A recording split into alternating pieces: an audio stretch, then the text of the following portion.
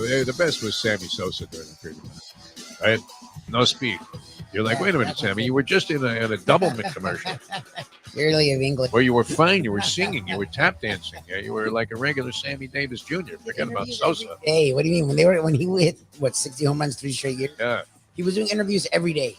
every day. That was straight English. All of a sudden, some crusty old senator from Kentucky is asking him, "Well, what about this thing they call the juice there, Sammy?"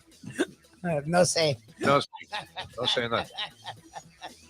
Don't say me that. The time. Wake up with Defo, joined by Lubie. Welcome to the Defo Show.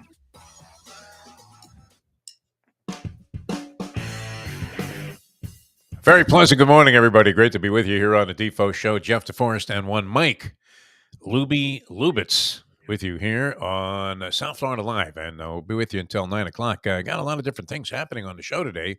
Of course, a couple of playoff games on tap tonight for the local teams here in South Florida. And I'm thinking instead of writing headlines, we're already writing an epitaph for those two ball games at least, although you would have to think that the Miami Heat are certainly in there with an excellent chance to win their series against the Milwaukee Bucks, currently holding a 3-1 advantage, going to Milwaukee tonight for a game that tips off at 9:30. So you get a chance to watch the early action in the Panther game, and according to most, you won't have to worry about the third period because by then the Panthers will be crushed and out of the playoffs. This isn't the usual, mid-season mathematical elimination, but both appear, and it's unfortunate. And I'm not sure, do we have the balls, Mike Lubitz, one of us, to say that one of those two teams is going to win its game tonight? You have, and we were talking about this on Defo on 5, and I couldn't help but think of the scene there from The Usual Suspects where the Hungarian guy, you know the scene I'm talking about? He's in the hospital, and the cop comes in there, and there are a bunch of doctors around saying, no, don't disturb this guy. He's on the precipice of death here. He's just about to check out. And he is asking, hey, was there anybody else there? And all of a sudden, this guy, his one eyeball that's visible comes bulging out of his head like he was Marty Feldman. And he starts screaming, Kaiser Sose! Kaiser Sose! I mean, you can feel the fear coming through the screen of the mere mention of this man's name. And unfortunately for hockey fans here in South Florida, that has become the case anytime anybody mentions or even thinks about the possibility of Sergei Bobrovsky being in the pipes for the Florida Panthers. It's like, Bobrovsky! And you're overrun with fear that you're going to have to score at least 7 goals to have any shot in this game. At what point does the French Joe Philbin yank Bobrovsky and put there's a third string guy who... Knight was supposed to be the future, and then I guess he sucked too. I don't know. Lion went Dr. Strangeglove, like we were talking about. You don't remember this guy, Dick Stewart, at first base. I mean, literally, like routine throws from the pitcher as he's waltzing over towards first base after picking up a ground ball that was chopped to the right side of the infield. And you know how the pitcher makes that play, and he takes a couple of steps to first, and then he lobs it. Stewart would drop it. It was incredible. I mean, he was horrendous with the glove. And as Alex Lyon had a couple of those flinch jobs, did he not, where there was really no traffic in front of him. There was no reason for him to not be able to see the puck. And that seems to be, I don't know how these goalies do it. I mean, do you see the SEA of arms and legs that are in front of these guys as they're trying to pick up where a shot's coming from? And it's only coming at them at 100 miles an hour. This little tiny thing that is fluttering, it's got a gyroscope in it. And you have to try and block that. Now, I will say with the pads that they were, there isn't a whole lot of room in the net there to score a goal. It's amazing that scoring is so wildly up in the NHL. Is that testament to the idea that goalies have become even more vulnerable than ever? Look at your man Vasilevsky. All of a sudden, he's a human sieve there with the Tampa Bay Lightning.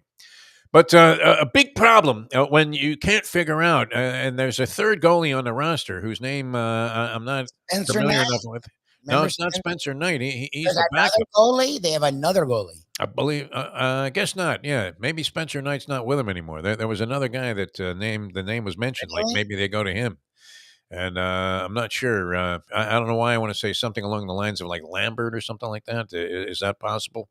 Maybe we're making stuff up here, but that's what happens, right? Because nobody pays any attention to this until the postseason, which the big question all year with the Florida Panthers is always, except for last year, you think they can make that 8th spot of the playoffs? I tell you what, they only need to win their last 3 games by 6 goals or more, and then they'll have the tiebreaker edge. They'll get in, which you do want your team in the postseason, do you not? Look what happened with the Miami Heat. Never You were know. ready to throw in the towel with the Miami Yes. Heat. You were finished, Yes. right? Yes. You said, hey, they'd be better off in the lottery. Let them lose. You were rooting for Chicago. You were wearing Bulls I wasn't. paraphernalia. I watched the game. Believe me, I was rooting for the Heat. I just figured they would lose, so I didn't have to root against them or anything because they were playing like ass. They just lost to the Hawks. And look, Yeah. the Hawks are showing they have a little bit more metal than we give them credit. But at The the Hawks time, last night were sensational. I mean, that was one of the spectacular upset wins so far in the NBA postseason. And in fact, the Hawks winning one game in that series was came as a big surprise.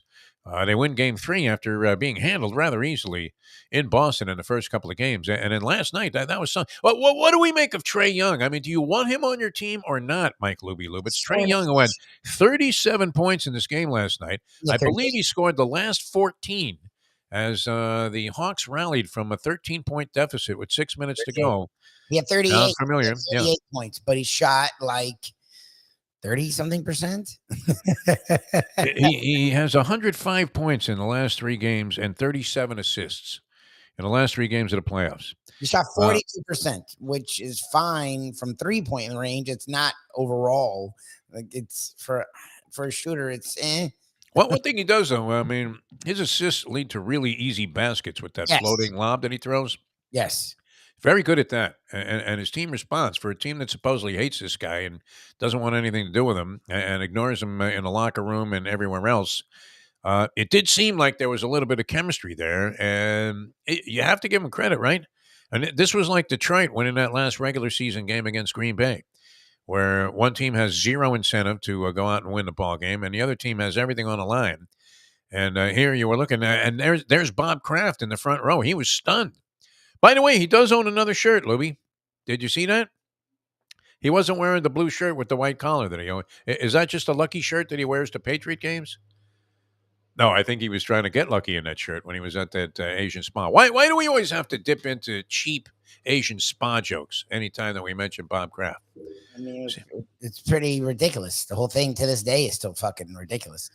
That is insane, isn't it? That really is. You could have been. You're going to get on your private jet. You could have two $25,000 hookers from Vegas flown in, right? And, just had the ride of your life, right? And talking about the Mile High Club, which I don't know. I don't want to make him out to be like Jeffrey Epstein, but, because he's doing it, with women that, A, are consenting and B, are not 13. Wow. But, yeah, what an embarrassment, man. I still wish I had been in that cop car, right? When they're, sort of boringly staking out a thing that they're not sure that they're ever going to get the goods on these people, right? Because they were investigating like sex trafficking in this place. Yes, and that's why it's not automatic. That's a serious thing. Yeah. It's not automatic. I mean, you would hope he thought it was consensual. But again, remember, what the investigation ended up being, we don't know what the fuck was going on at that place. How quickly is it, that these rich people can get charges dropped in Palm Beach? If you're going to get busted in Palm Beach, Libby. That'd be the place to go, right? Nothing ever happens to people when they get busted in Palm My Beach. brother's thing is still going on, by the way. What's that? And everyone's forgotten by now. And I don't talk about it. Yeah. We're not going to give details. It's still going on. What, the investigation? That thing is still going on. Oh, yeah. Wow. And Unbelievable. that thing was literally nothing. And it's still going on. This dude was doing something, definitely doing something, and he got a drop like nothing. It's fucking weird. Yeah. Kraft. Yeah. I mean, Yes. he immediately got, his lawyer asked for like a motion to dismiss, and they didn't even bother. The ink wasn't even dry on the motion yet. It was like, okay, yeah, no problem. Here, Bobby, you're off the hook. That's great. But it was real. Like they know he did something. I just had a horrible notion too. I mean, are we really going to run it back 2020? Joe Biden and Donald Trump? I don't know. What kind of comical run for the presidency is this going to be? I don't want either. The one guy, you don't have to do much. I mean, with this negative advertising, all you'd have to do is like feature Trump in any one of a number of scenes And nobody in their right mind could ever vote for this guy or want him anywhere near any public office ever again. If he wasn't in jail, period. And then Biden, let's face it. I mean, as much as I would prefer anybody but Trump or DeSantis to be in the presidential, chair, Joe Biden is like 102. Yes, and he looks Why old, not just elect Hubie Brown president? and he sounds old, and he acts old. Yeah. I wouldn't even defend any of it. But we're going to run it back? Are you kidding me, Lubie? I don't want it. I told you I want someone young from the Dems, and I thought the Republicans would go back to having more respectful, conservative but human being candidates. They're more likely to run Marjorie Taylor Greene for president than they are to find somebody that you say, okay, you know what, I never vote for a Republican, but at least this guy is tolerable. Like, I wasn't lying. Like, I miss Bob Dole and Newt Gingrich and God rest his soul as well, John McCain, guys I wouldn't have voted for, but they had decorum. They actually were friendly with the left. They would try and get shit done. They understood that we wanted to actually be a beacon of light in the world and not some cantankerous old man yelling at the kids in his yard. They don't want to turn us into Nazi Germany. Let's put it that way. I miss them desperately. Yeah. Fuck. All right. That's depressing. So let's talk about other things that are, possibly even more depressing. You have not committed yet, Mike Lubitz. Do the Miami Heat win this series against the Milwaukee Bucks? They're up 3-1. They're playing the Bucks tonight. They're 10.5-point dogs. Nobody gives them a chance to win this game tonight. Everybody's thinking, okay, Giannis might have been shaking off a little rust, although he looked fine to me. You had Brook Lopez literally looking like the Big Dipper. Wilt is still in there, 35 points in the game. Drew Holiday wasn't particularly on. That guy Connaughton, who usually makes shots out of the corner, was missing. Yep. They fell asleep, obviously. Jimmy Butler had the game of a lifetime. I don't know that anybody's had a better ball game. People are still trying to figure out, was there ever a better individual effort ever in the history of South Florida sports? What do you think, Lubie? And that's a tough one, right? I mean, look, people forget the Josh Beckett Game 6 in Yankee Stadium. That was great. To win the World Series, and it was almost a no-hitter. And they gave him no runs. Wasn't like 1-0 or some stupid. And a senile old Jack McKeon, defied all logic and went ahead and started the guy in Game 6. That was the World Series. Yeah. And that was the Yankees, and they did have a loaded team. Yes, that was as big, if not bigger. LeBron, the Celtics. The 45 points against the Celtics was memorable. There's no doubt. People forget Butler versus the Celtics 2 years ago, or was it 3 years ago, I guess, in the bubble, when they eventually went on to the finals, had a ridiculous series, and he had a 45-point game where he put the team on his back. So he himself has already done some really interesting things. The reason that stood out was because people really felt once Giannis came back, the series is over. And then once they were up by 10 with 6 minutes left, even after what Butler had I thought that game was over, yeah. The series and game were over. So the fact that you understand, I didn't realize he had 37 points when there was 5 minutes left. He had 19 points in 5 minutes. And I guess 6 of it was like on the ticky-tack free throws, but the others weren't. The others were contested big-time shots in a game that was hanging in the balance. Yeah. And it was versus a team that Heat team was overmatched. The Heat were right there with the Celtics. The Heat were the Marlins by that point were right there with the Yankees. This team was not. When Giannis was healthy, without Hero, the Bucks should annihilate the Heat, and they were. And that's why people are putting this game in that weird. Well, I mean, nobody thinks that the Heat have a chance tonight. Giant underdogs. You would be tempted to take the points. I would imagine if you had taken the points with the Heat in every game, with the exception of Game 2, you would have come out a winner. By the way, we did hit it last night, the 3-dog night. We got it with all of the NBA results. All 3 underdogs ended up covering the point spread. So, and timing is everything in degeneracy, is it not? We had this idea a couple of nights ago. We said, hey, is it possible? 1 is the loneliest number that I ever knew. But what was another 3-dog night hit? They didn't do Joy to the World, did they? 3-Dog Night? They didn't do that stupid song. Did they? Joy to the World. Was that 3-Dog Night? No, I don't think so. Who the hell did that song? Well, why am I blanking on that? That was a song that, as a union band member in New York, you would go and be assigned to play weddings and bar mitzvahs. And at the time, I could play the drums well enough to go ahead and fill in on these gigs. 3-Dog Night did Joy to the World. Oh, okay. Wow. So, why do we ever bring them up? I mean, it's a disgrace, that song. Because at that time, it was a very popular number, for at weddings and bar mitzvahs, which is what we were essentially doing. And these were largely Jewish affairs because it was the Jewish catering halls that were just busy as shit back then. And you could go up and play. I think we got $75 was like the scale for playing. It didn't matter what instrument you played. You got like $75, which in that would have been like in the early 70s, right? At that time, well, what, $75 was pretty good day's pay, was it not? What do you think, Libby? You weren't around then, but If I make a day, yeah. I mean, I would think in the 70s or 60s. gas was like, it had just risen to like 32 cents a gallon. Everybody was in horror. Whoa, 32 cents. What are you kidding me? We're all going to go broke. But Joy to the World was one of those songs that everybody would get up and dance. Didn't matter, what kind of stiffs you were looking at out there in the crowd. It's like, okay, and it was almost like you had like some Lawrence Welk type of guy as the band leader.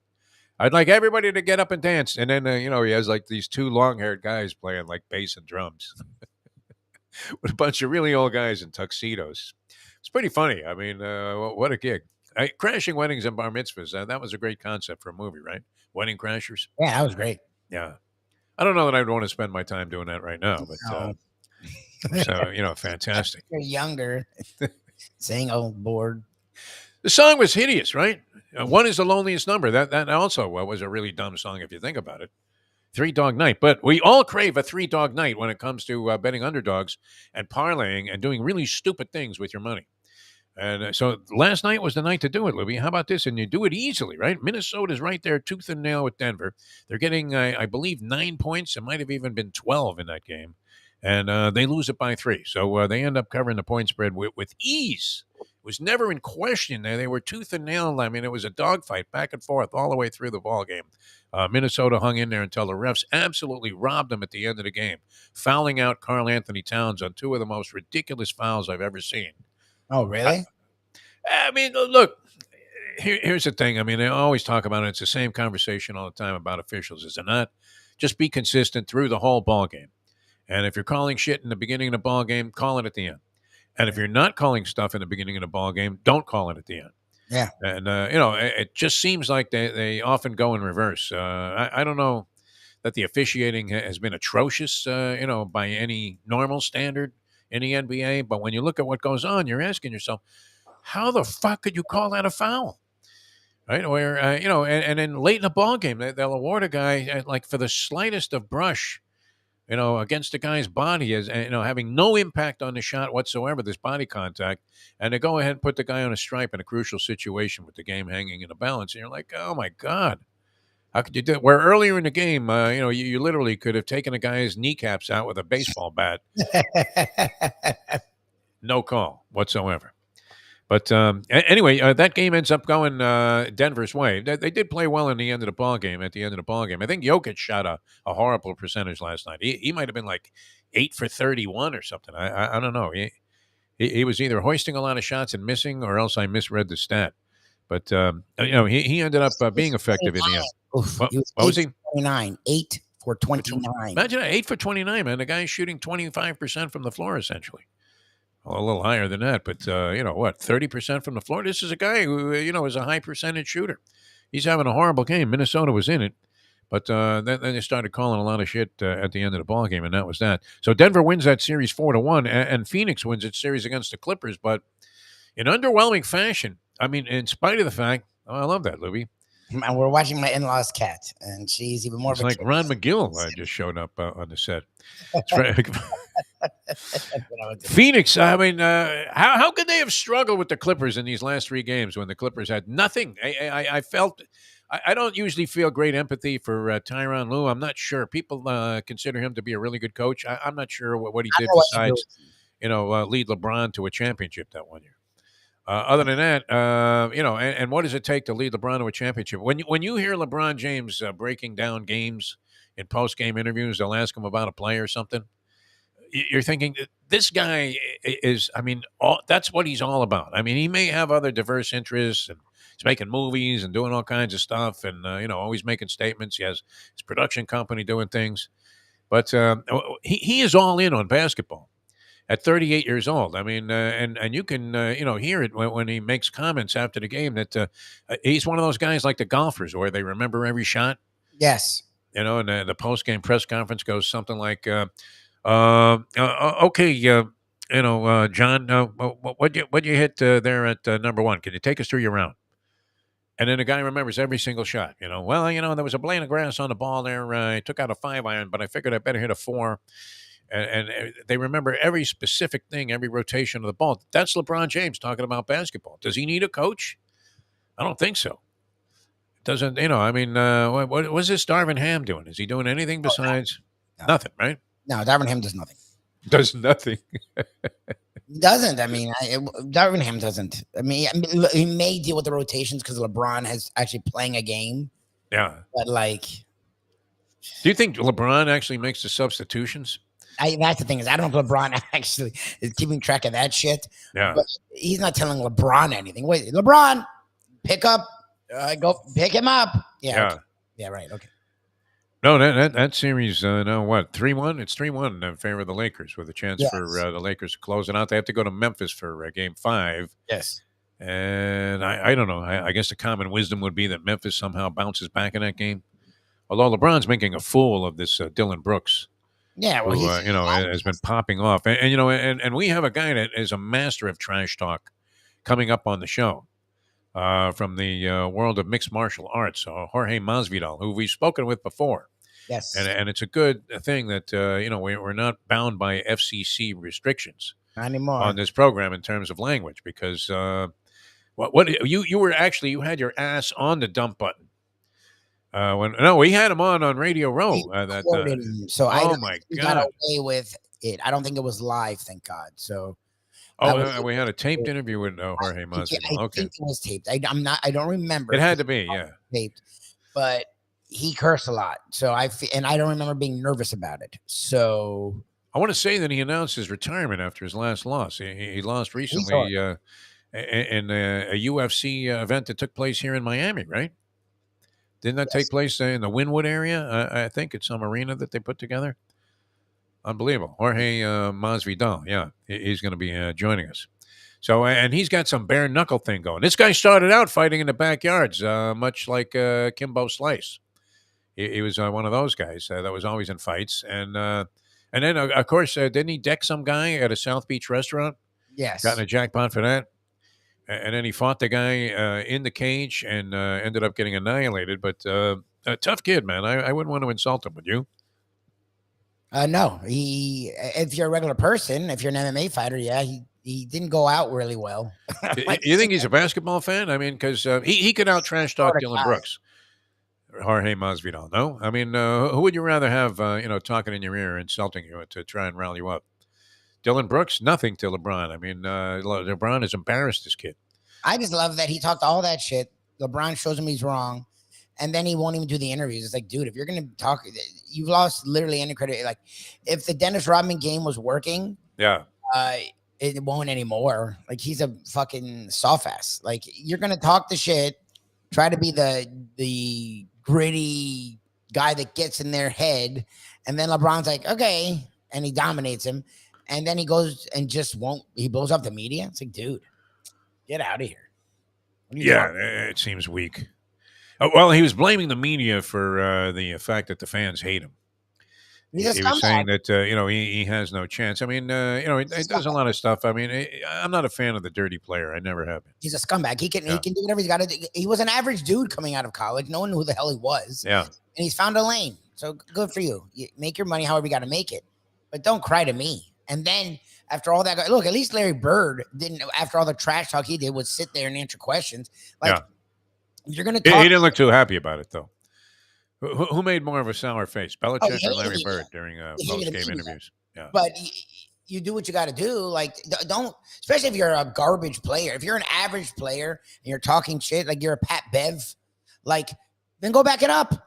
After that, when they get you, stand there like a grown-ass man and answer questions. Like, don't give me that. He's talking all this crap, the clapping in LeBron's face when he was clearly doing nothing to LeBron. LeBron's dominated the series. And then you're going to run away and hide? Get out of here. Yeah. Yeah, take it like a man, right? Shake hands after the fight and, Yeah. congratulate the guy on just being better than you. All right. So a lot of this stuff is going on. Phoenix is going to take on Denver now, right? That would be the matchup. And then Yes. the winner of the Memphis Lakers series, which the Lakers are in command of now at 3-1, would go on and take on the winner of Golden State Sacramento, which stands at 2-2. But with Golden State suddenly surging after winning 2 games at home, Yeah. however close the second one might have been, and possible compromise, serious compromise of the Sacramento Kings. Yeah, De'Aaron Fox. De'Aaron Fox, Play. I guess he's not going to play. No, as recent as I'll check it again, but as recent as yesterday, I was seeing things that he's going to try and play or he's supposed to play. I don't know. Has a fractured fingertip or something on his shooting hand, which can't be favorable to making shots. Although Jean Morant was actually shooting the ball very well with his, close to broken hand or whatever it is. I guess nothing official in terms of breakage, but that didn't look pleasant. And then when he hit it again, imagine that's like, that would be like, you kick one of the, the doors, accidentally with the broken toe when I had that. And the pain is just shooting through your body. Jean Morant does not back off from pain. He must have the highest tolerance for pain of anybody in the NBA. He's going to need it, too, the way he plays. I mean, pretty incredible to watch this guy go flying around. Anyway, I'm thinking the Lakers win that series against the Memphis Grizzlies and don't go out and whiff on 3 straight games. And so while I'm not sure about the Miami Heat beating the Milwaukee Bucks, I want to say yes to that, obviously, because it would be better to keep somebody alive in the postseason here in South Florida. They're up 3-1. And I get it. The stats aren't taking every situation into account. I mean, they do, but like the stats are taking every single situation. They're not taking a team that is clearly better, but there was an injury and then that player came back. Yeah. But 95% of the time is 95% of the time. Look, the Heat should win this series. They are the slight favorite still. With your expression of that with such confidence, I become even more reluctant to embrace the idea they're going to win this series. I don't know if they're going to win the series. I'm just saying if you're going by percentages and numbers, yes, I wouldn't be negative about the Heat right now. The Heat just went up 3-1. They have Game 6 at home. Yeah, that'll be a pivotal Game 6, won't it? Yeah. Well, the problem is Game 5 should be pivotal, but it doesn't feel like it. It feels like Game 5 is all Bucks. And no one but the Bucks. We'll see. I mean, it'd be nice to be surprised by that tonight. Anyway, we're writing an epitaph for both of the local teams tonight. Yes. Panther season will end tonight in Boston, and the Heat will come back to try and defend the home court and take the one shot that they would have to actually win the series by beating the Bucks in a Game 6 after getting trounced in Game number 5. So, there's no point even watching these games, people. Don't even worry about it. We'll give you the results tomorrow, and spare yourself the anxiety of going through the whole game there and yelling and screaming and getting all carried away. Forget about it. Jimmy Butler is going to go under 23 points tonight. I don't know. I think I had the under in that game when he scored the 56. Of course you did. Not sure what it was, but he surpassed it, I think, in the first quarter. All right.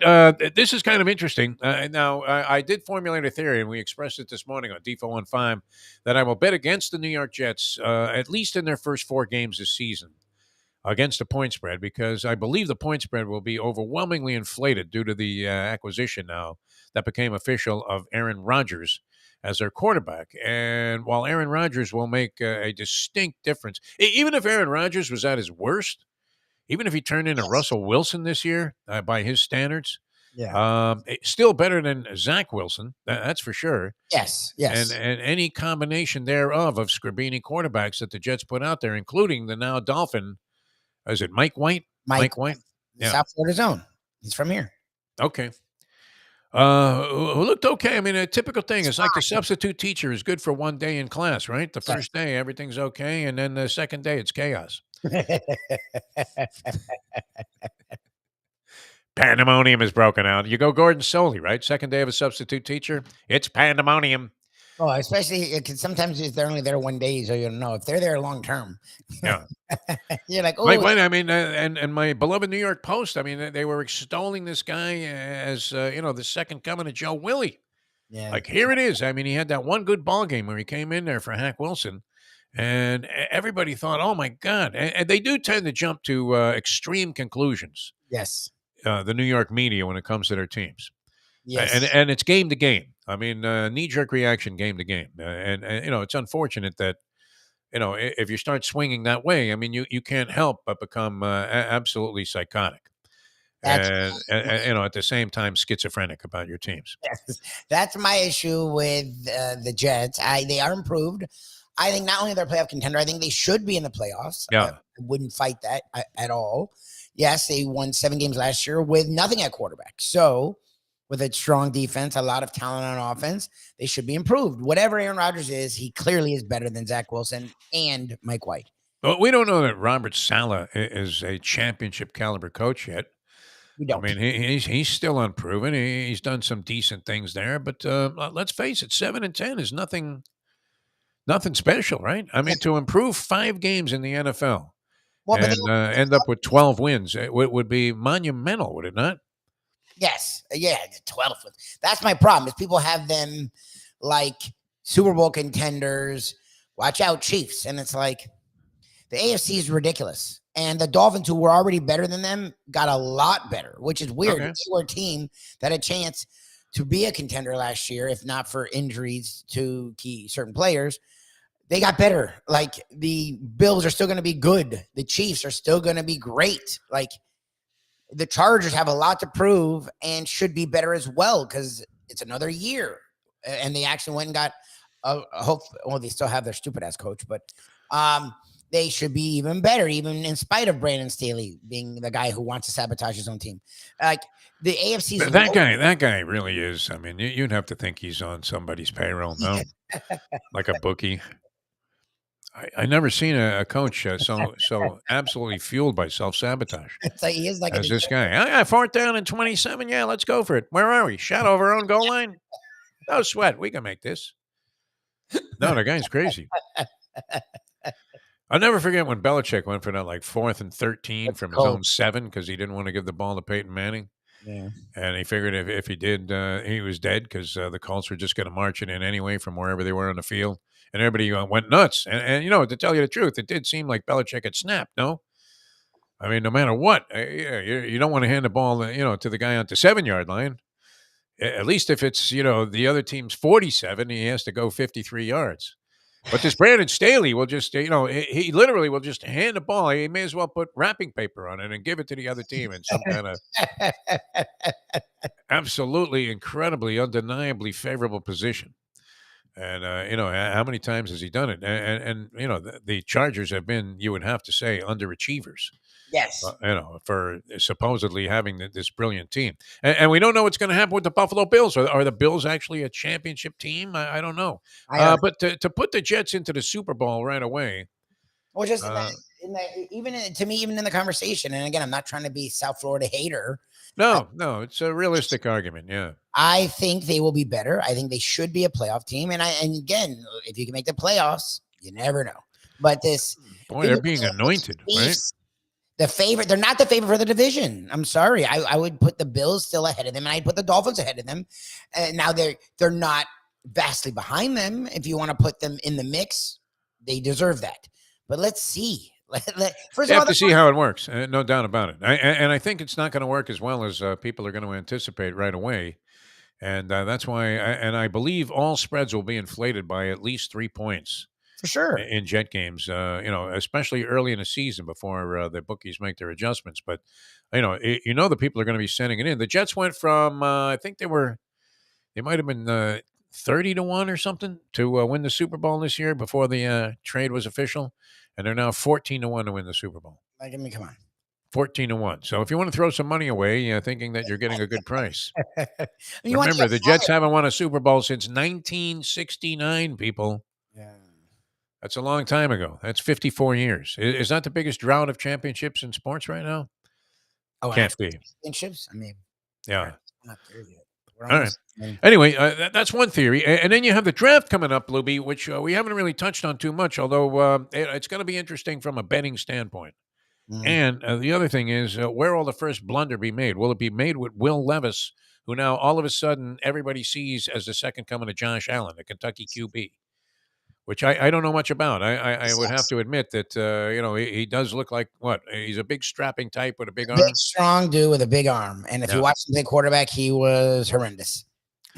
Horrendous, right? I mean, Tim Couch looked great coming out of Kentucky, also, and unfortunately, as good as he looked as a college player, he was a complete bust as a pro. Tim Couch. He didn't have a line supposedly, and his skill position talent wasn't great. I'm not look. That's what's funny is I'm not saying don't draft these guys that have raw ability because you don't know, but to draft them in the top 3. Pete Prisco, who a lot of people respect as an authority. I'm not sure I have, that have he my issues with him. He and is I, right about everything, but he's been around a long time and seems to garner this respect. He comes up with some crazy shit, no doubt about it. Pete Prisco, but is generally considered a reasonably decent authority and analyst of football. Although we'll have to ask Jason Cole about that later on when he comes on the show, because we'll get some insight into this whole thing. And Jason has like a new book out that apparently Tom Brady's father personally, wrote him a letter and said, this is great. So we'll get into that with Jason Cole. Plus, the draft is tomorrow night, the first round of the draft. Will Levis has fallen to plus 550 to be the number 1 overall pick. Now, that's not necessarily favorable to him being that pick, because Bryce Young is minus 1,200. You have to lay 1,200 to win 100 if you believe that Bryce Young is going to be the number 1 overall pick. Obviously, Carolina traded into that position so that they could draft a quarterback. 4 cornerbacks, according to Prisco, will go in the top 5, with Jalen Carter, the only guy that is not a quarterback, to be drafted in the top 5. So they had he had Will Levis going number 1 to Carolina. yeah, he's an idiot. Is that insane? Yes. That's insane, you're saying? Yes. Okay. It's going to be Young. They gave up a lot to get into this position, and they desperately need a quarterback because they, what do they have? They still have Sam Darnold on their roster. Obviously, they don't feel like he's going to be the answer anytime soon. Another guy that was highly coveted coming out of USC, where we all know, other than Carson Palmer, who's really made it as a USC quarterback in the NFL on a long-term basis of success? Very few, right? If anybody. Yeah, no one.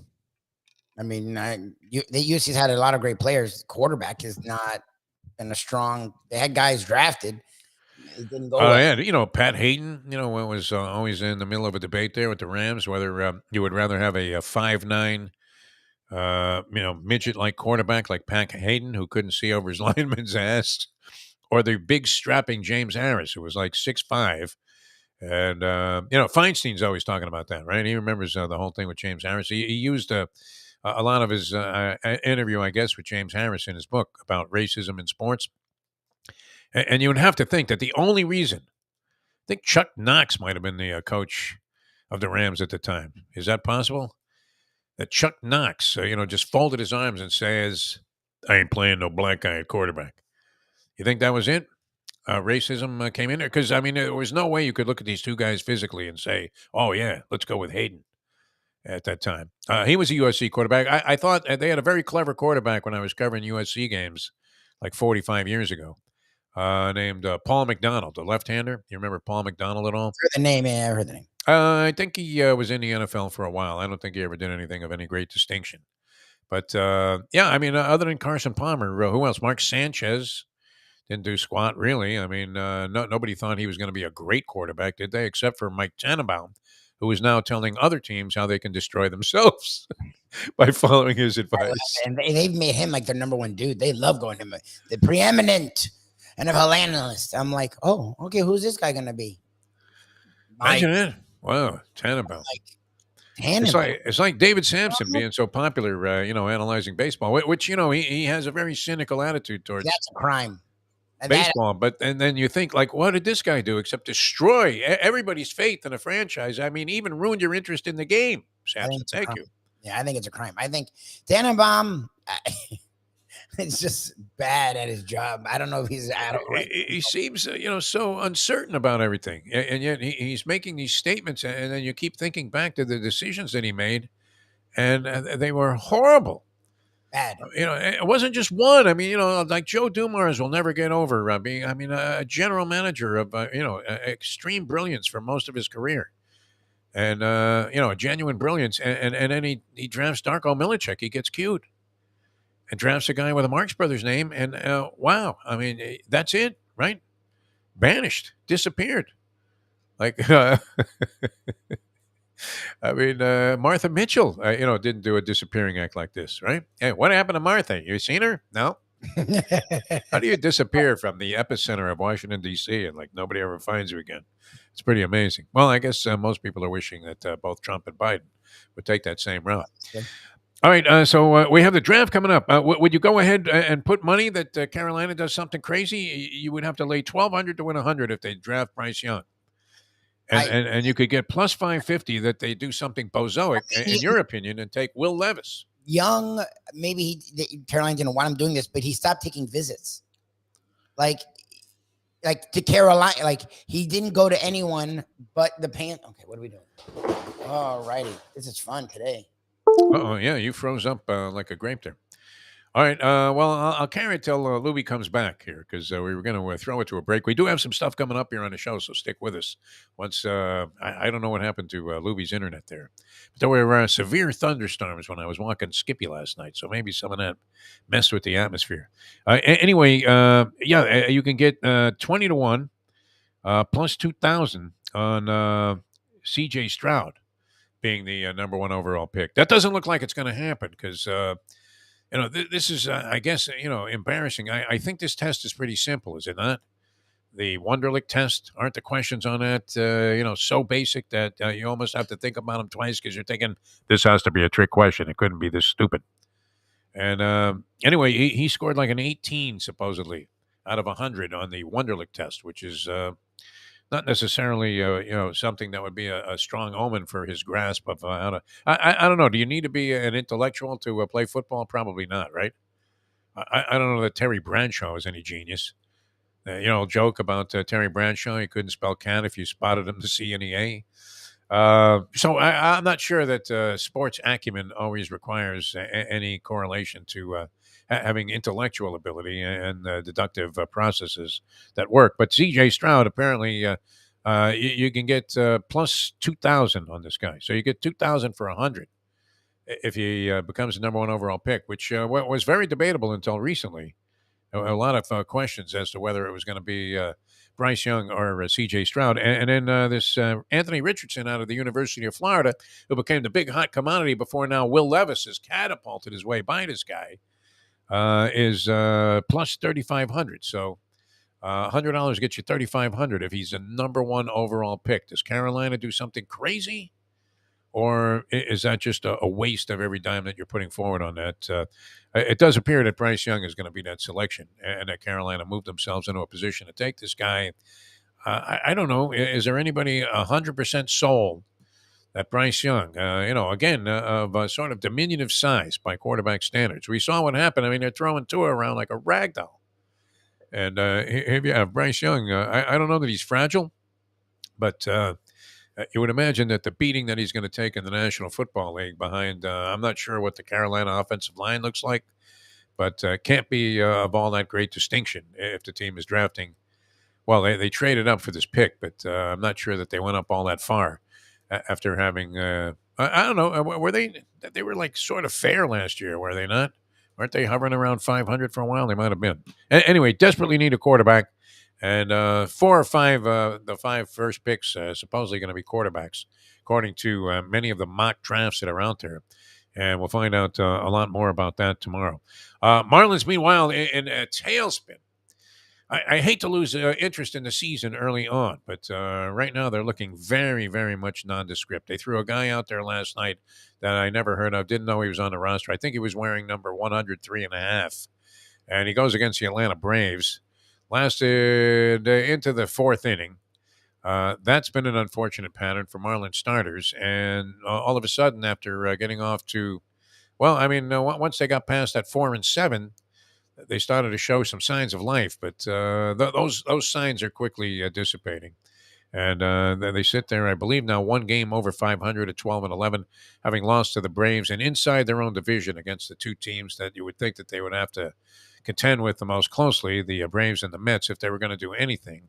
Phillies badly compromised by not having Bryce Harper for the first half of the season. As painful as that is to admit, as we did believe that Bryce Harper was the only thing more overrated than the stone crab And this is not to diminish the quality of stone crabs, which I was reintroduced to by the Delaware Chicken Farm and Seafood Market appearance that we did with Mike Mayo and Mike Mayo's Lunchbox. And I have to say, cracked properly, so like you don't get a face full of shell. Uh, Delicious, absolutely fantastic. And they do have a weird thing there, and this is a plug for these guys because they're terrific.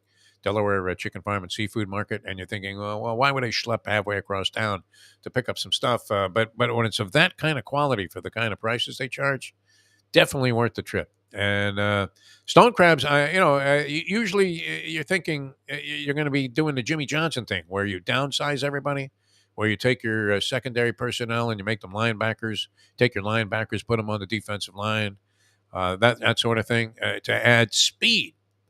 The old Rocky Balboa principle: you need speed to add speed to your lineup, and instead, they go in reverse, right? Because their small is like the equivalent of somebody else's large. I don't know who's doing the measuring there, but obviously they're giving you very much the benefit of the doubt when it comes to the size. So that makes the prices even more commensurate with something that you would think was completely reasonable, even when it comes to what would have to be considered a luxury item, like the Florida stone crab. But this is the Phillies without Bryce Harper, kind of like South Florida, or Joe's without the stone crab, right? Yeah, you can get the fried chicken. But yeah, so and they lost Reese Hopkins for the season. He was a big catalyst for them last year in their push for the World Series. So that kind of made it rough. And so you're thinking the two teams in the National League East that you really have to contend with are the Mets and the Braves, and the Marlins are horrible against both the Mets and the Braves so far this season. So that was ugly. But we say hello to Bonnie too, and hopefully we'll be able to pick up Mike Lubitz and actually throw to a break here. We do have some things coming up on the program. Scoop Skolnick is scheduled to join us at 8 o'clock. We'll see if Scoop thinks, like everybody else, that this is already a done deal with the Miami Heat tonight, that they're going to end up having to win a Game 6 if they're going to win the series, and they would have that at their home arena, but it'll be coming out of a real bad spanking that supposedly is going to be administered tonight by the Milwaukee Bucks. Not sure that's going to be the case. I'd be tempted to take the 10.5 with the Miami Heat and figure they at least make it close. You would have to think, does Budenholzer realize that Jimmy Butler is killing him? And is he willing to take a stand on that and say, hey, look, I'll sacrifice Caleb Martin or, Bam Adebayo. And, I just have to stop this Jimmy Butler. I'm not going to let him get 56. Lubie, you're back, man. How are you, my man? Where'd you go? Did you have to take a dump? What happened? The cat took the camera out. The cat was responsible? Really? She took the new camera out, and I restarted the computer to make sure it was receiving the camera. So that's not even your cat? This is a borrowed cat? You're fostering a cat? We're not fostering. My in-laws are away, so the kittens will play. Oh, okay. Don't you have a cat of your own that often intercedes on the broadcast? We have my cat, but if you notice, she hasn't really done that a lot in this house. She's leave the stuff alone in this house. The new little kitten, who's even younger, like a few months old, is really energetic and loves jumping on the table. So kittens tend to do like weird things like that. They're very acrobatic too. I mean, and they literally can take a fall like they were Jean Morant. It's unbelievable. Yes. Yeah, and they're never hurt. They never have to go see the trainer or anything like that. All right, we were going to throw it to a break here, Lubie, and now that you're back, I guess I can do that. I guess I was there the whole time. So yes, you were on the whole time, and I appreciate it. Thanks. Yeah. It is a little weird though, because you kind of need that little repartee that we have going there, Lubie, to weird to be by feel comfortable with this thing. Otherwise, you're just like staring into space, thinking, "Does anybody give a shit about any of this?" I don't know. When you can't chat, you can't look at you can't do anything of communication at all. So you're like, am I on? Yeah, you just don't end up looking really stupid, and you're hoping people stick around because we do have some good stuff coming up. Yes. 8 o'clock hour is going to be a lot of fun. Real diverse, mixed bag of things. Scoop Skolnick, brilliant on basketball with the 5 Reasons Sports Network. And, of course, he's been covering the Heat in major detail for a long, long time. I don't know that he's ever done it in more detail than he does right now. So, and that's saying a lot because Scoop's been in a variety of capacities and with different organizations, including all of the local newspapers. And then it was Bleacher Report. Had a big time one-on-one interview with Pat Riley. He was actually assigned, what was it, by the Sun Sentinel to go follow LeBron when he was in Cleveland, Yeah, which I think might have even cost him his marriage. This guy. oh, remember, he ended up moving on to Bleach Report, becoming a national writer, and would write about not only the Heat but the NBA, the Heat focus.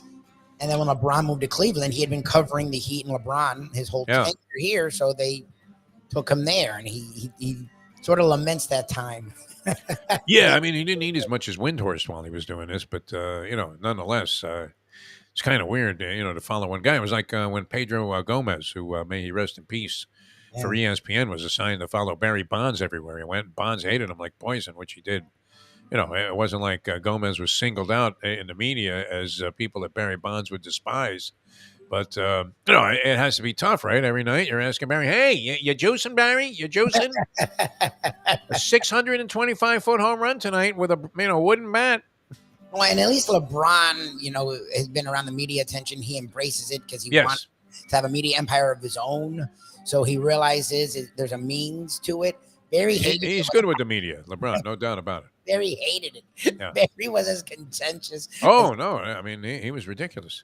Everybody always interviewed. That's why Matt Williams got interviewed all the time, because Matt Williams was a really good guy. Yep. And, he had the locker next to Barry Bonds, and Bonds was never at his locker when any of the media was present. Never. And then after games, he would just, immediately pick out Pedro Gomez and say, hey, Pedro, I'm not answering any of your questions, so shut the fuck up. All right, Scoop's going to join us in just a few minutes. We'll get into this baskets a little bit deeper. Jason Cole later on towards the end of the 8 o'clock hour, and maybe we'll do a little overtime with Jason Cole. He has a new book out, and at the same time, he's got to be sitting all over the draft. No, is he in Kansas City right now, or does he have to go there? I mean, do you need to attend the draft to cover the draft anymore? What do you think, Not Louis? really. I mean, mate, I don't know. He seems you couldn't do it with a few phone calls from wherever you happen to be? He still is out and about, like he'll travel, but he doesn't seem to travel like he used to.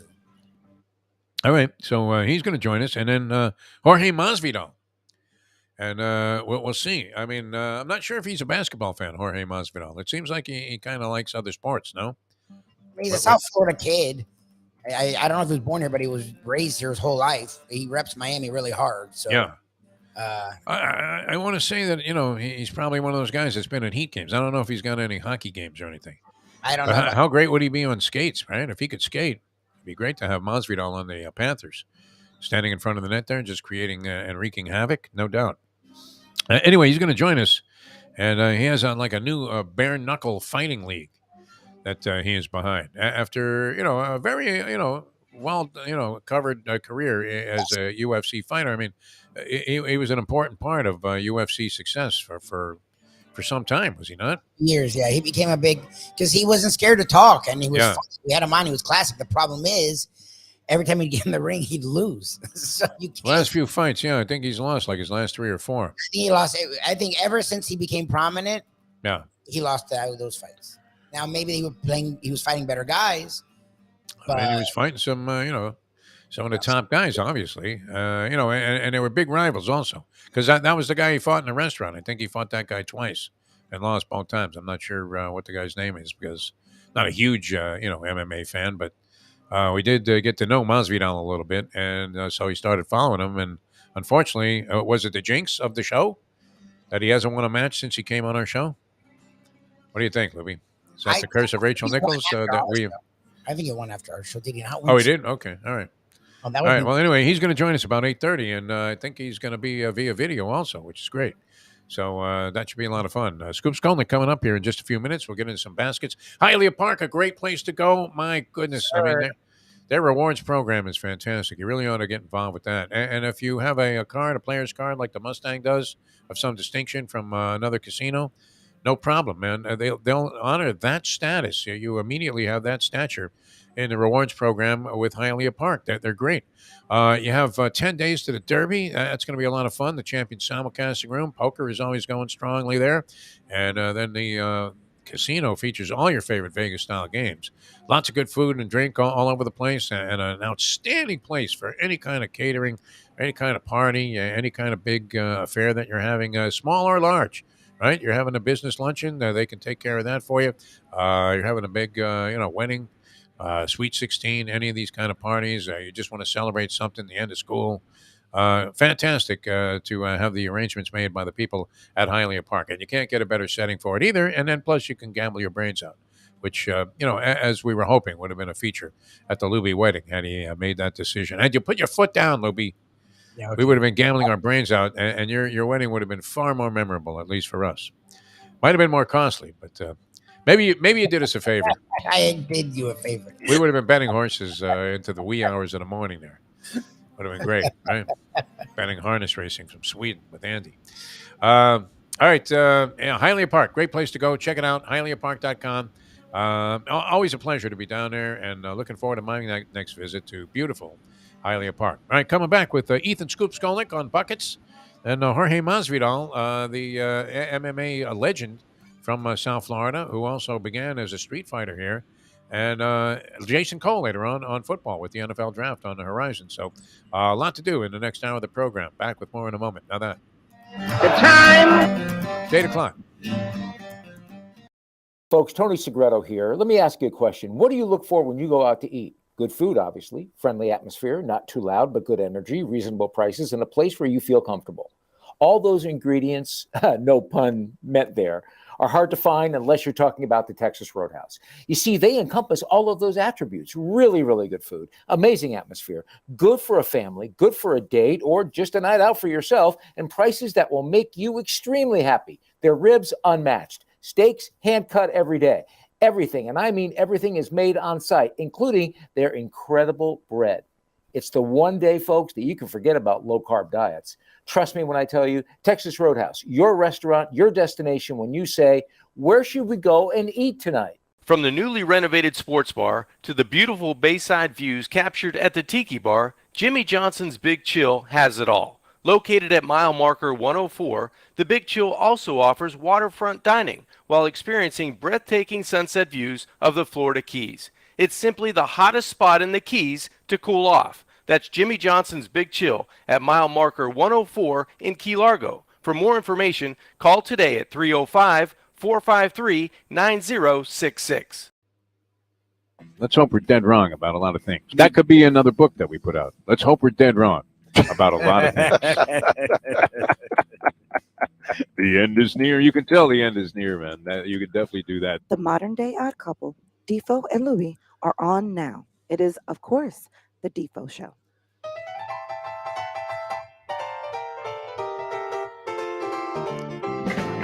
All right, welcome back to the show, the Defo Show. Jeff DeForest, Michael Lubitz, and are we going to be joined right here by the great one himself from 5 Reasons Sports Network? I believe so. As we bring along one Ethan Scoop Skolnick to the program. Scoop, how are you? I'm good. Good to be with you guys this morning. Good morning, sir. It's good to be with you. And, it's, so many different things, swirling through the air here as you watch the NBA postseason, including this 3-1 advantage that is being enjoyed right now by the Miami Heat. How improbable is this, in your opinion, Ethan Skolnick, especially the way that the Freak started out, the Greek Giannis Antetokounmpo started out that game in game number 4, and you thought, Heat are dead here. Looked that way all the way to the bitter end, even though Jimmy Butler was having a night for the ages. How improbable was this, in your opinion, to have them with a chance now 3 swings to close out the Milwaukee Bucks? Yeah, I mean, I think everything is improbable, and I think it's not just Giannis in one game; it's this entire season. I mean, we felt like we were hurtling towards hurtling towards death. That's what the team was doing for the entire season. It was just a question of like when the final moment was going to be.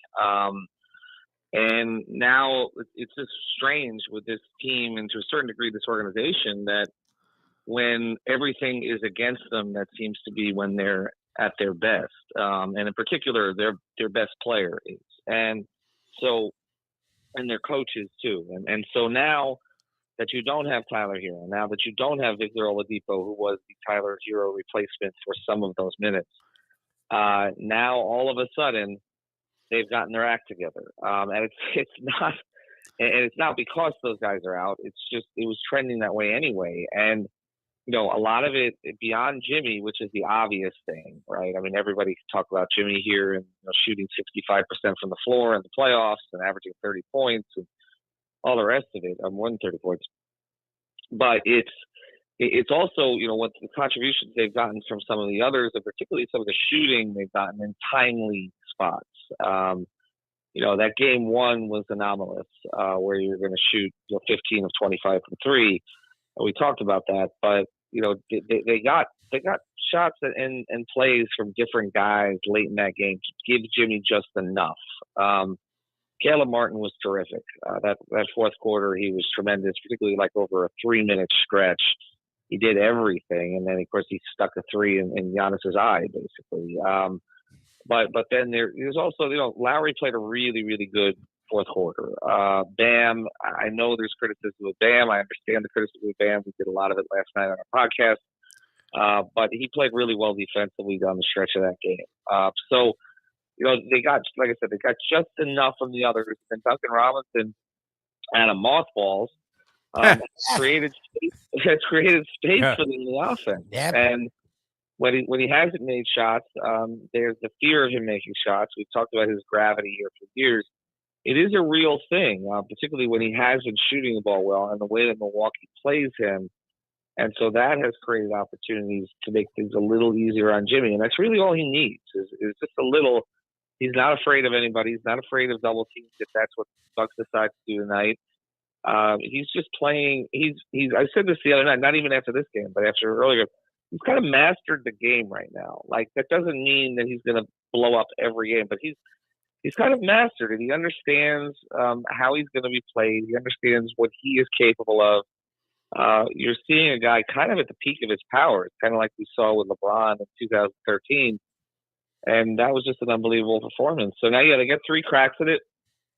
They better not play with their food, as they say, because this is still a good team they're facing. I don't love their chances tonight in that building, but at this stage, I mean, even Vegas is saying, the odds lean towards them closing this thing out at some point. So we'll see what happens. And not to focus on the negative, because Bam in that fourth quarter, he did it in the 3 wins. He redeemed him. Those 3 fourth quarters, he redeemed himself, where he was very frustrating and very apathetic. Sometimes both ends of the floor, and then he woke up in the fourth quarter and realized, I'm playing an old man who can't move. Maybe I should be aggressive. Why do you think that is? Like, he did it for 2/3 of the season. He was great. Like, he was considered surefire all-star. He may have actually gotten his defensive player of the year. His offensive game had come around. And then that last third of the year was like, and he's been like that again for 3 quarters of every game. And then the fourth quarter, he wakes up. Like, you're around this team enough, you're around the game enough. Like, what do you think happens to him that he goes down a notch and then realizes, I got to raise it 2 notches?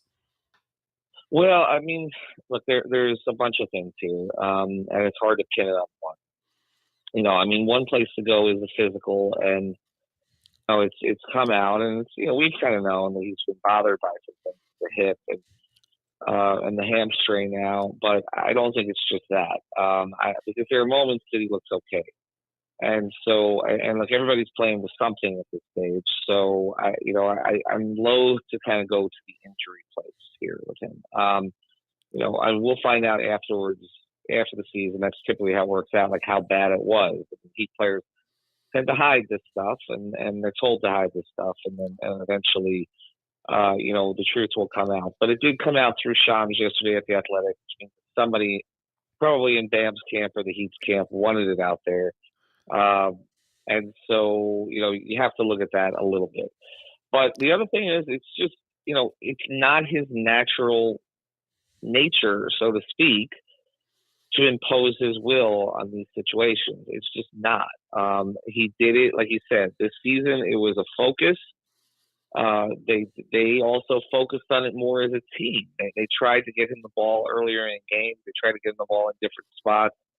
And so we saw a lot of that the first 2/3 of the season. I have said over and over that there is a little bit of a zero-sum game here with him and Jimmy, where it is, Jimmy kind of took a step back early in the season, and so Bam took a step forward. The hope was they would take step forwards together, but it doesn't really work out that way with them. They're not additive to each other offensively. It tends to be one or the other for the most part. And so that's kind of what's happened here. And then Bam's inclination, just by his personality, is to kind of step back. And so we've seen that. And then you step back and you get out of rhythm. And then what's also happening, too, is the way that the Bucks play him, they're essentially giving him one shot, okay? Yep. Which is that little 12-footer. That's what they're giving him consistently. And if he's going to get anything else, he's got to do it, okay? And look, there was one time he finished and he got an N1, and he just attacked it. Like, he was not in a position of advantage, but he just attacked it, and he got the foul, and he got a bounce off the rim that went in. And he's going to have to do that more often. We did a whole podcast last night about, okay, well, who helps Jimmy now when the Bucks try to take Jimmy out? Because they are going to try to take Jimmy out somehow. They'll double a little more. They'll run different coverages at him. They have to. Otherwise, Bud's going to get absolutely torched, okay, he already is by the fans, but even more so. Was he unaware that Butler was having this kind of game after the 22 in the first quarter? Somebody should have come out and told him, because you're continuing to single him. And look, I understand that Drew's a great defender. Yeah, I understand Drew's a great defender. He is, but at a certain point, it's like, okay, give the guy a little help, and they didn't give him any help. I do suspect they will give him more help, and so we did a podcast last night. Okay, so what is it going to be? Bam? We still don't think it's necessarily going to be Bam. We still think it's going to be the others who are going to have to carry it a little more. I kind of point to Kyle Lowry now.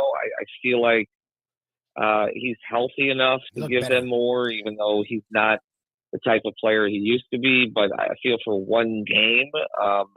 And my question is, does Kyle have like the game 6 in Boston he had last year in him?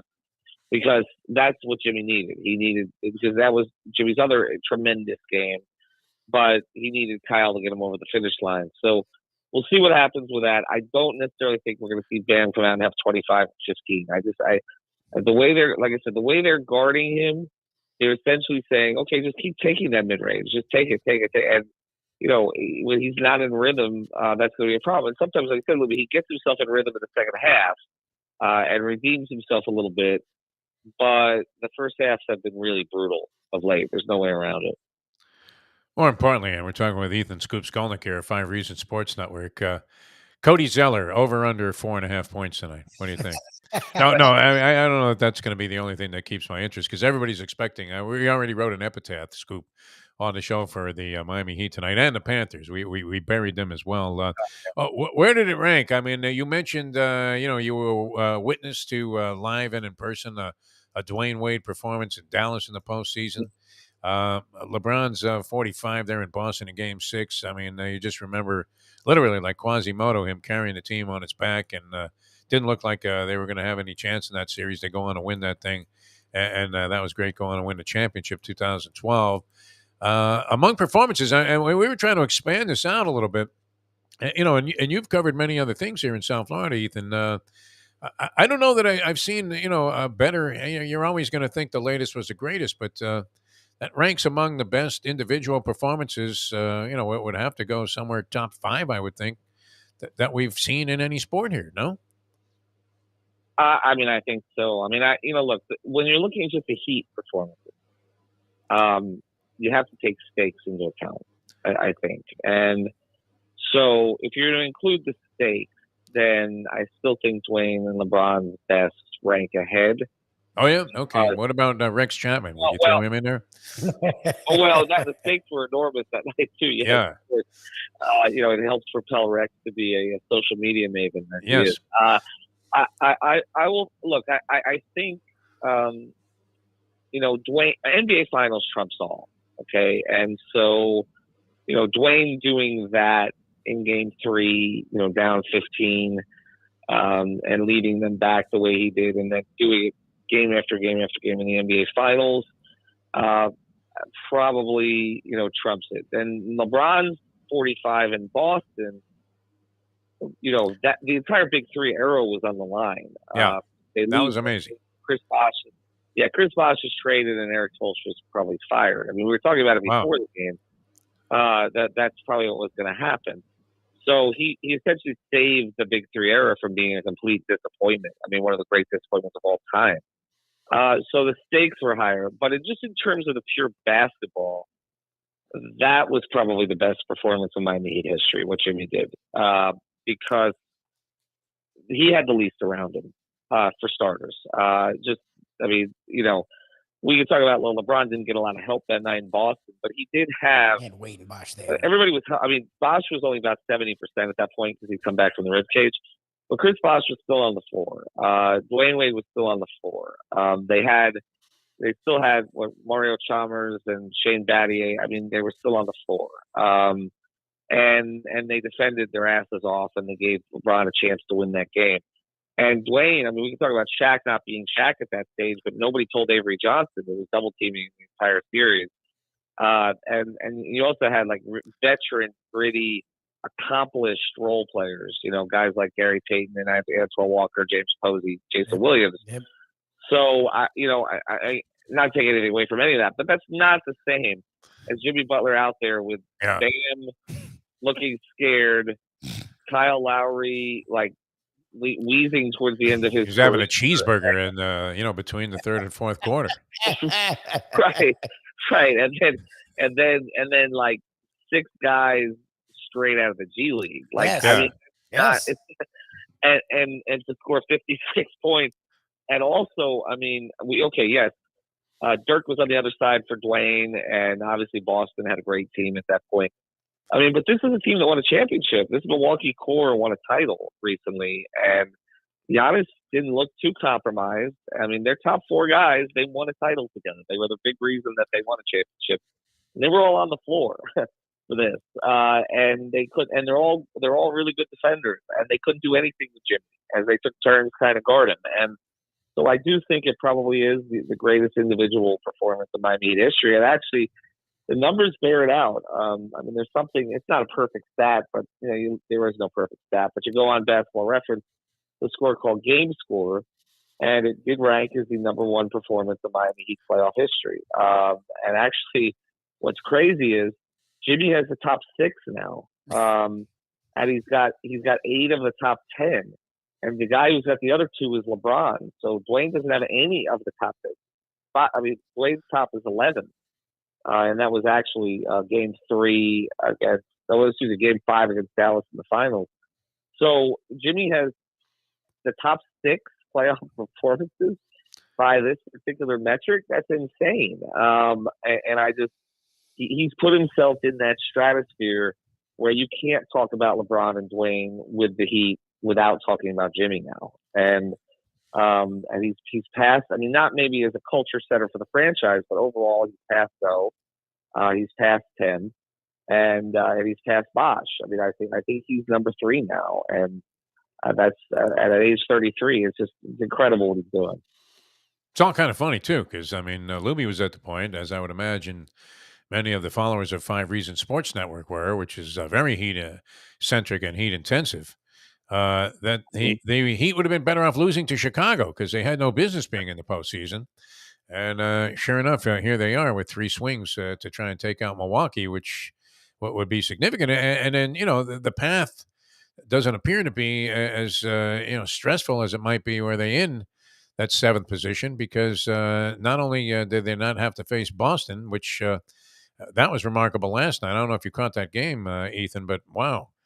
We don't know. I mean, I grew up without the 3-point stripe when I was playing basketball as a kid, and so, a chuck of that proportion from 45 feet that Trae Young took to win the game would have put him in a position where even if he made it, he gets the shit beat out of him after the ball game. And it's funny too, because he has hit any number of line drive bricks with that same attempt all throughout the postseason. He's not shooting a particularly high percentage of those, but he makes this thing, and all of a sudden.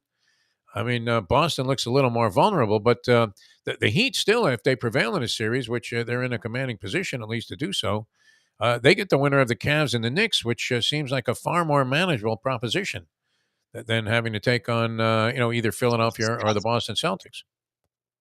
Yeah, it's crazy how they turned out to be in the right bracket after all, right? None of this was planned, and Yeah, for a team that was hopelessly, I mean, they were like an eyelash away from missing the playoffs altogether. I know. And well, it's why you make it, right? I mean, it's Yeah. why you make it, and also, it typically was in the NBA playoffs. We talked about it. Tends to be chalk, right? Yes. Where the Stanley Cup playoffs are not. I mean, unless you're the Panthers trying to play Boston. Unfortunately, a recent development makes you think that is a very imposing task for the Panthers. No? Yeah, exactly. Yeah. But you look at this and you're like, okay, an 8's not going to beat a 1. I mean, it's happened 5 times. We talked about it before the series. Yeah, there's been kind of weird circumstances in a couple of them. It's only happened 3 times in the best 7, and so you didn't think they had a chance. Nobody really thought they had a chance. But you just don't know. I mean, Giannis going out kind of shifted the series a little bit, even though Milwaukee did shoot the lights out the first game without him to win. And so, you always have these other factors. And then you also, the thing that they have that these other 8 seeds didn't typically have was Jimmy Butler. Like, that's the thing. And I think if you look at the 8 seeds in the past that have won, for the most part, they had somebody doing something extraordinary. Like Dikembe Mutombo didn't score the ball at a crazy level, but played one of the great defensive series of all time against the Sonics. That was an 8-1 win. The Knicks beating the Heat as an 8 was just weird because they were only 6 games worse than the Heat in the regular season, because that was a 50-game season, and that was a Knicks team with Sprewell and Houston that had been put together that year. And then Ewing got hurt, and so it was just kind of playing with adrenaline, but they were also sort of figuring things out, and they had 2 elite wings. I just think in this case, again, you look at most of the 8 seeds, they don't have a player, first thing, of Jimmy Butler's quality, but also of his will. And I do think there is something, and this is why I do think they get destroyed tonight, which we will win, But I do think there's something to both him and to a certain degree Eric Spoelstra, where they relish being significant underdogs. They don't. Jimmy's a bad front runner. If you look at historically in his career, he does relax a little bit in those situations, or doesn't play to the maniacal level that he plays when he's kind of counted out. He's a contrarian by nature. You can say anything to Jimmy, he's going to say the opposite. He's going to contradict himself from the day before. He just says it to fuck with people, basically. But it's also his personality. It's the way he approaches the game. And I feel like came into this series, believing he could be the best player on the floor, and knowing that nobody thought he was. And that has fueled him. And it does get back to that whole thing in Minnesota where he forced his way out. But before he did so, he decided to take all the third stringers at practice and basically show Towns and Wiggins that they were nothing. And then, of course, made sure the media knew about it too, so that Cat could be embarrassed publicly, and the owner could be embarrassed publicly. That's Jimmy. Okay, he's the Bart Simpson of the NBA. Okay, he's basically sticking a finger in your eye, and I don't know if he does that with a 3-1 lead tonight. We'll see. I feel like I don't know if they're going to have the collect once, because this thing's going to start to go against them, because that crowd's going to be into it. They're trying to save, and not just the season, they're trying to save a championship run here. Yeah. I mean, this is supposed to be a team that was going to go play Boston in the conference finals for really a chance to win the championship. I mean, we can talk about the West, and I mean, the Warriors kind of a mess, but you figure they could limp there. The Lakers are not dominant, even though LeBron is still playing close to that level. And Phoenix, I don't know that Phoenix is really struggling tested. with Clipper scrubs, yeah. Exactly. So I feel like I've leaned Milwaukee. I thought I had Milwaukee over Phoenix in the finals once the playoffs started. I had Memphis before the season, but then with Steven Adams being out, to me that kind of killed their chances.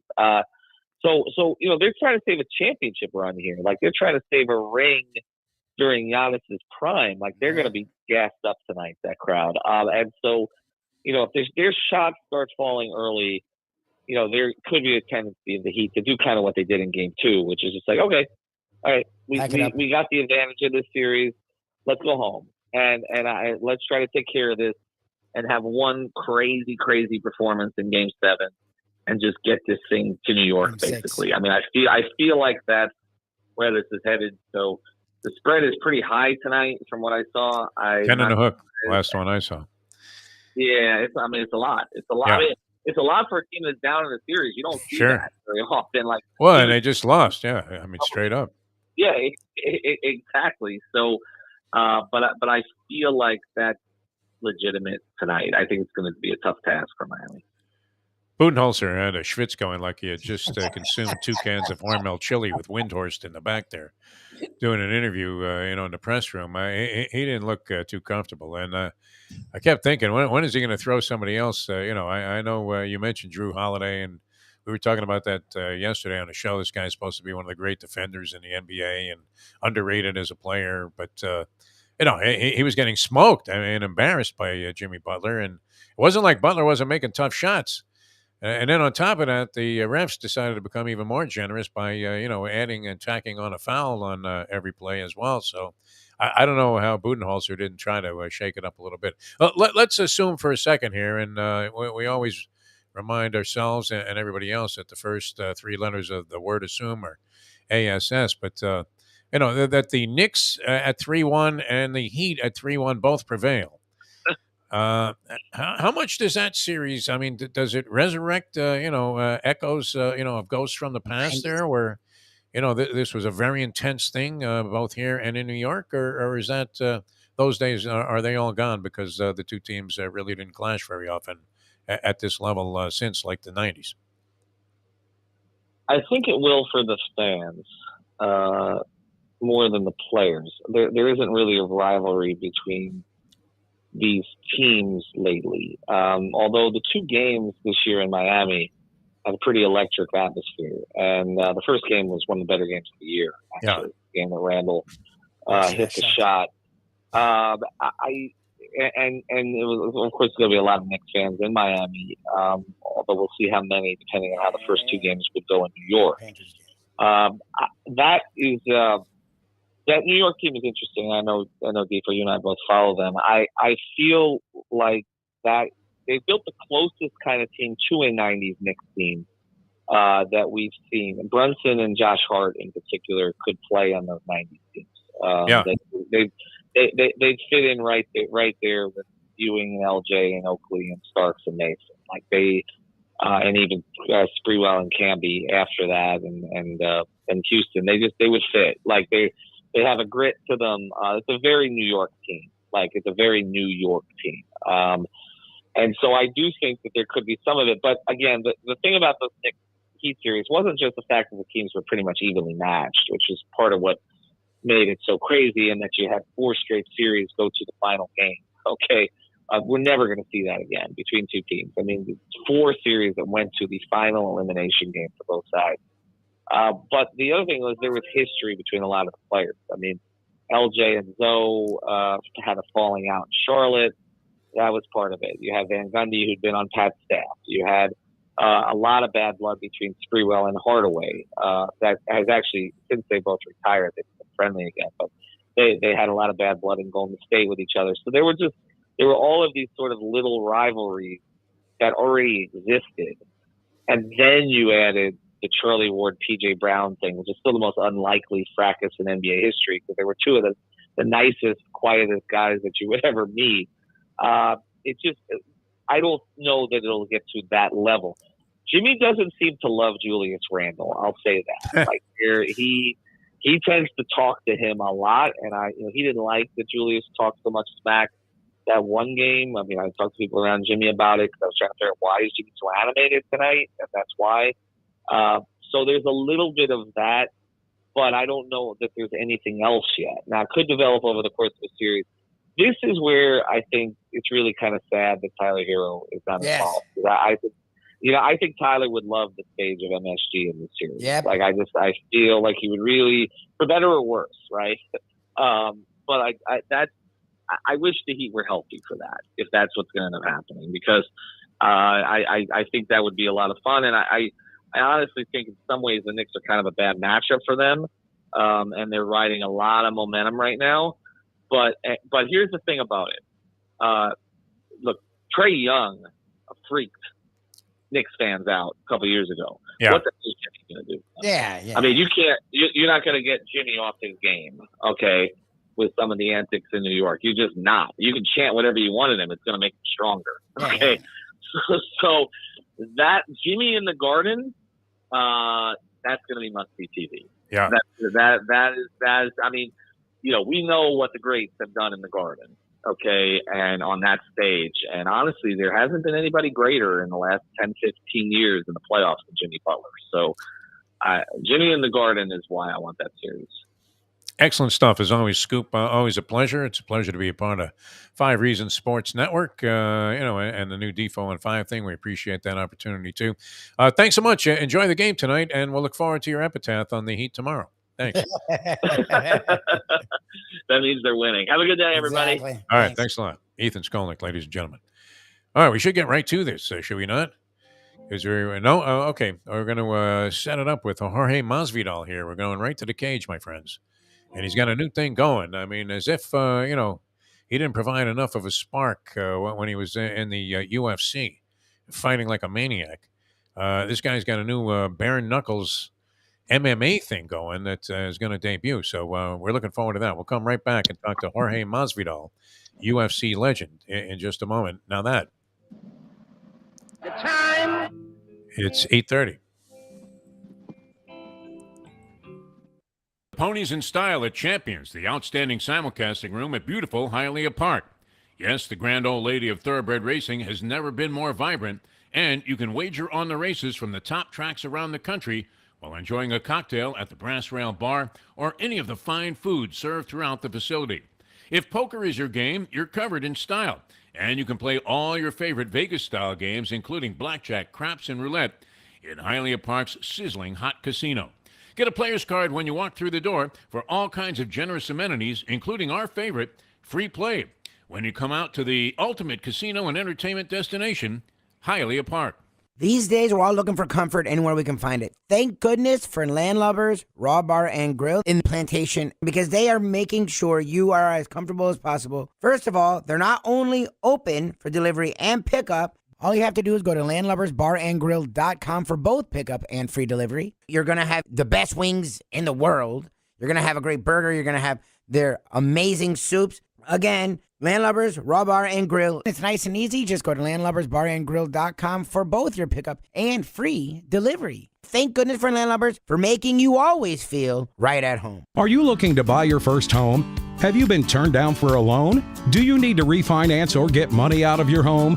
Call Michael Kodsey, CEO of Choice Mortgage. He's been helping the South Florida community get mortgages for 30 years. Hi, this is Michael Kodsey, CEO of Choice Mortgage. We have the most competitive fixed rates in the market. Call me 24/7, 561-441-2730. And remember, I don't just work banking hours. To make the right choice for your home, call Choice Mortgage today.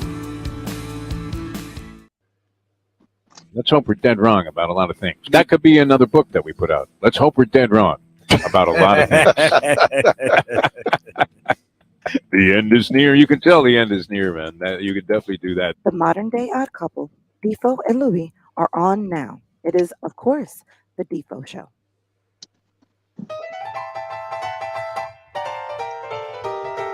All right, welcome back to the show, the Defo Show. Jeff DeForest and Mike Lubie Lubitz. And a pleasure to welcome this gentleman to the program. We had the pleasure of speaking with him a couple of times on Super Bowl Radio Rose, where he was usually pumping up a very, very significant MMA battle in the UFC. He was a superstar there, just recently retired. We welcome to the program Miami's own, as he's known, Jorge Masvidal. Jorge, how are you? Good, my brother. How you doing? Doing all right. This is like a James Corden thing. You're doing a little carpool karaoke here. Right? Where are you off to? Right now to get on set real quick, working on some choreographic stuff for some films coming up, and then off to the gym. You know, keep the Very body nice. fit, keep the mind strong. All right, just recently announced your retirement. Fighters do this many times. Is this? I mean, is this permanent? Is that it? Are you hanging up the gloves and going on just to new ventures? Yes, sir. I've been at it 20 years professionally. Um, and I started roughly around 12, 13 years old. So I got a good amount of time competing and absorbing the sport, and I'll still always be practicing, doing some extent of the sport myself. But as far as competing at the highest of levels, yeah, I'm done for now. How would you characterize the whole thing? I mean, you made it to the very top. Obviously, you're one of the biggest draws in the UFC, and anytime you were fighting, it wasn't like people weren't going to take sides. I mean, they were, wildly with you for the most part. And you go all the way back to the Kimbo Slice stuff, right? Backyard fighting here in Miami. Yes, sir. Started with the bare knuckle in the backyard, in Kimball Slice's backyard. So shout out to him always. You know, man, it's like full circle. You know, that's how I started out in the city of Miami. Now I'm coming back to Florida with the first ever sanctioned MMA bout in history. So it's an amazing feeling. You know, those doors got opened up for me by Icy Mike. Shout out to Icy Mike, always Kimbo Slice's manager and Kimbo Slice, allowing me to come in their platform, their backyard, and fight and compete and get to show my skills off to the world. So now it's kind of like I get to do it for all these individuals that are fighting for the promotion. Come put your skills on the line in my platform and go get what's yours, you know? What was tougher, the street fighting or actually being involved in the UFC?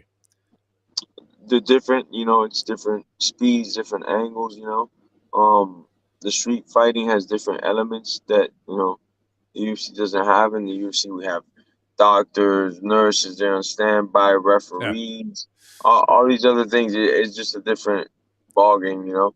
The street stuff, you could get like seriously hurt, you know. So I take that into consideration, and just that alone, it's very different. You know, it's not the same at all.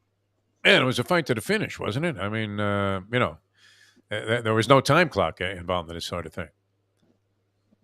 Yeah, you on the ones that I did in particular, there was no time limit. Just go to somebody quits. Sometimes they did have some time limits, you know, but for the most part, yeah, you just go to somebody quits.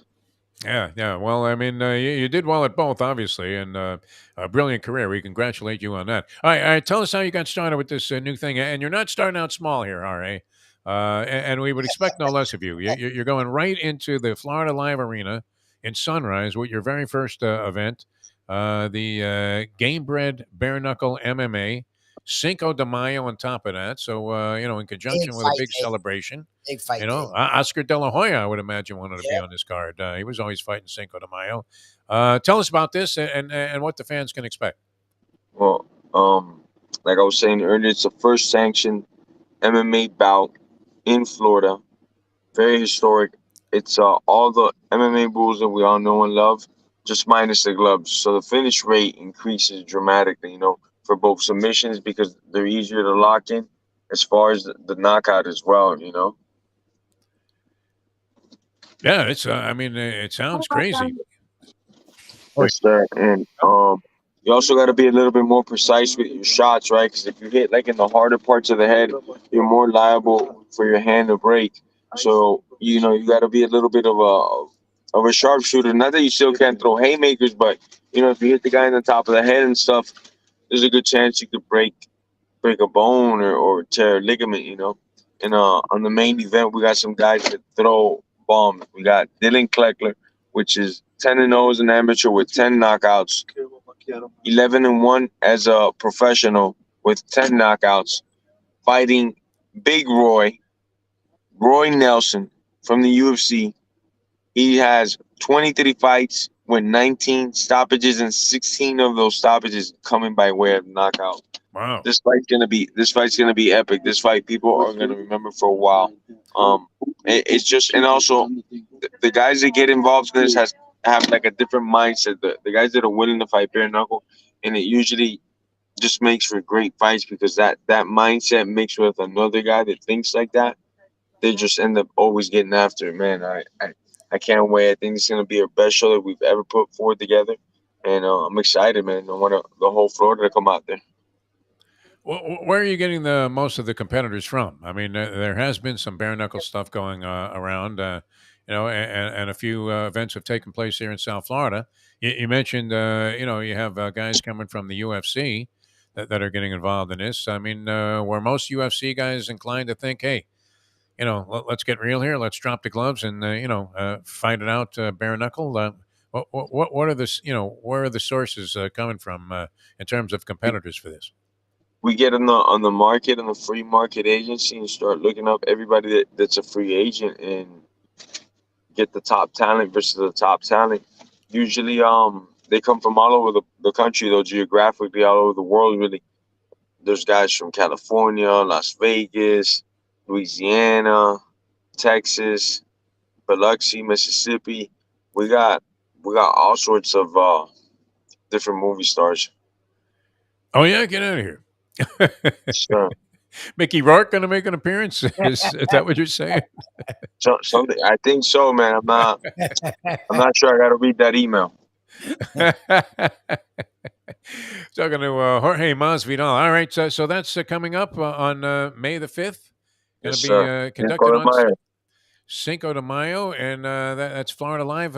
Where can people get tickets? The usual sources? Ticketmaster. Go right now. Ticketmaster, please. All right, and you're only going to be involved as a promoter. No temptation to sneak in there, on the undercard somewhere. I would, that's a great question. I'm always gonna have those.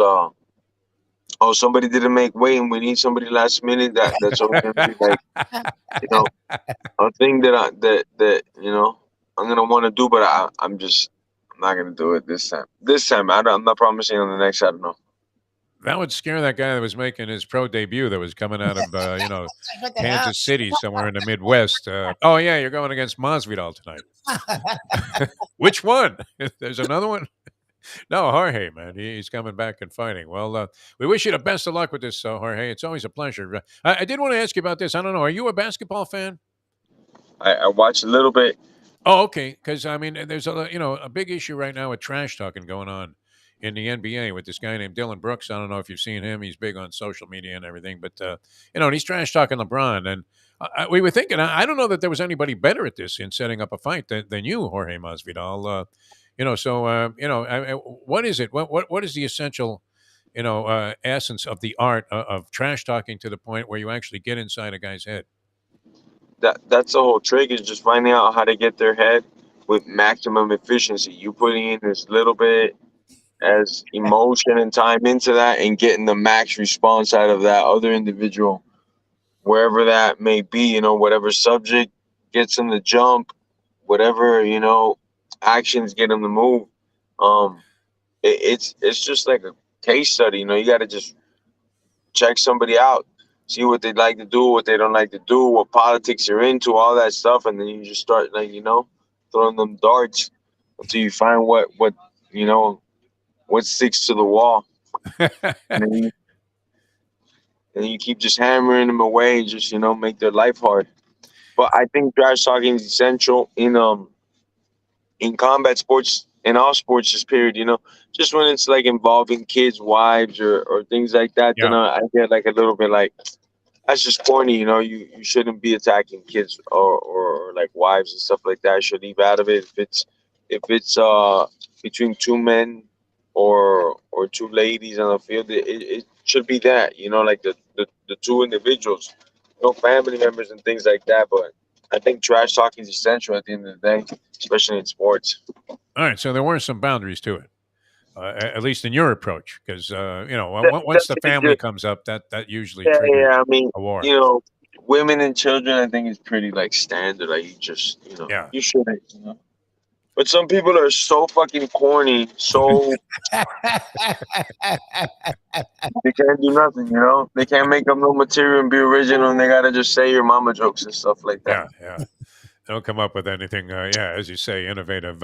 Well, Jorge, you were always great in that regard. We wish you the best of luck with this promotion. Anything we can do to help, we're happy to do so.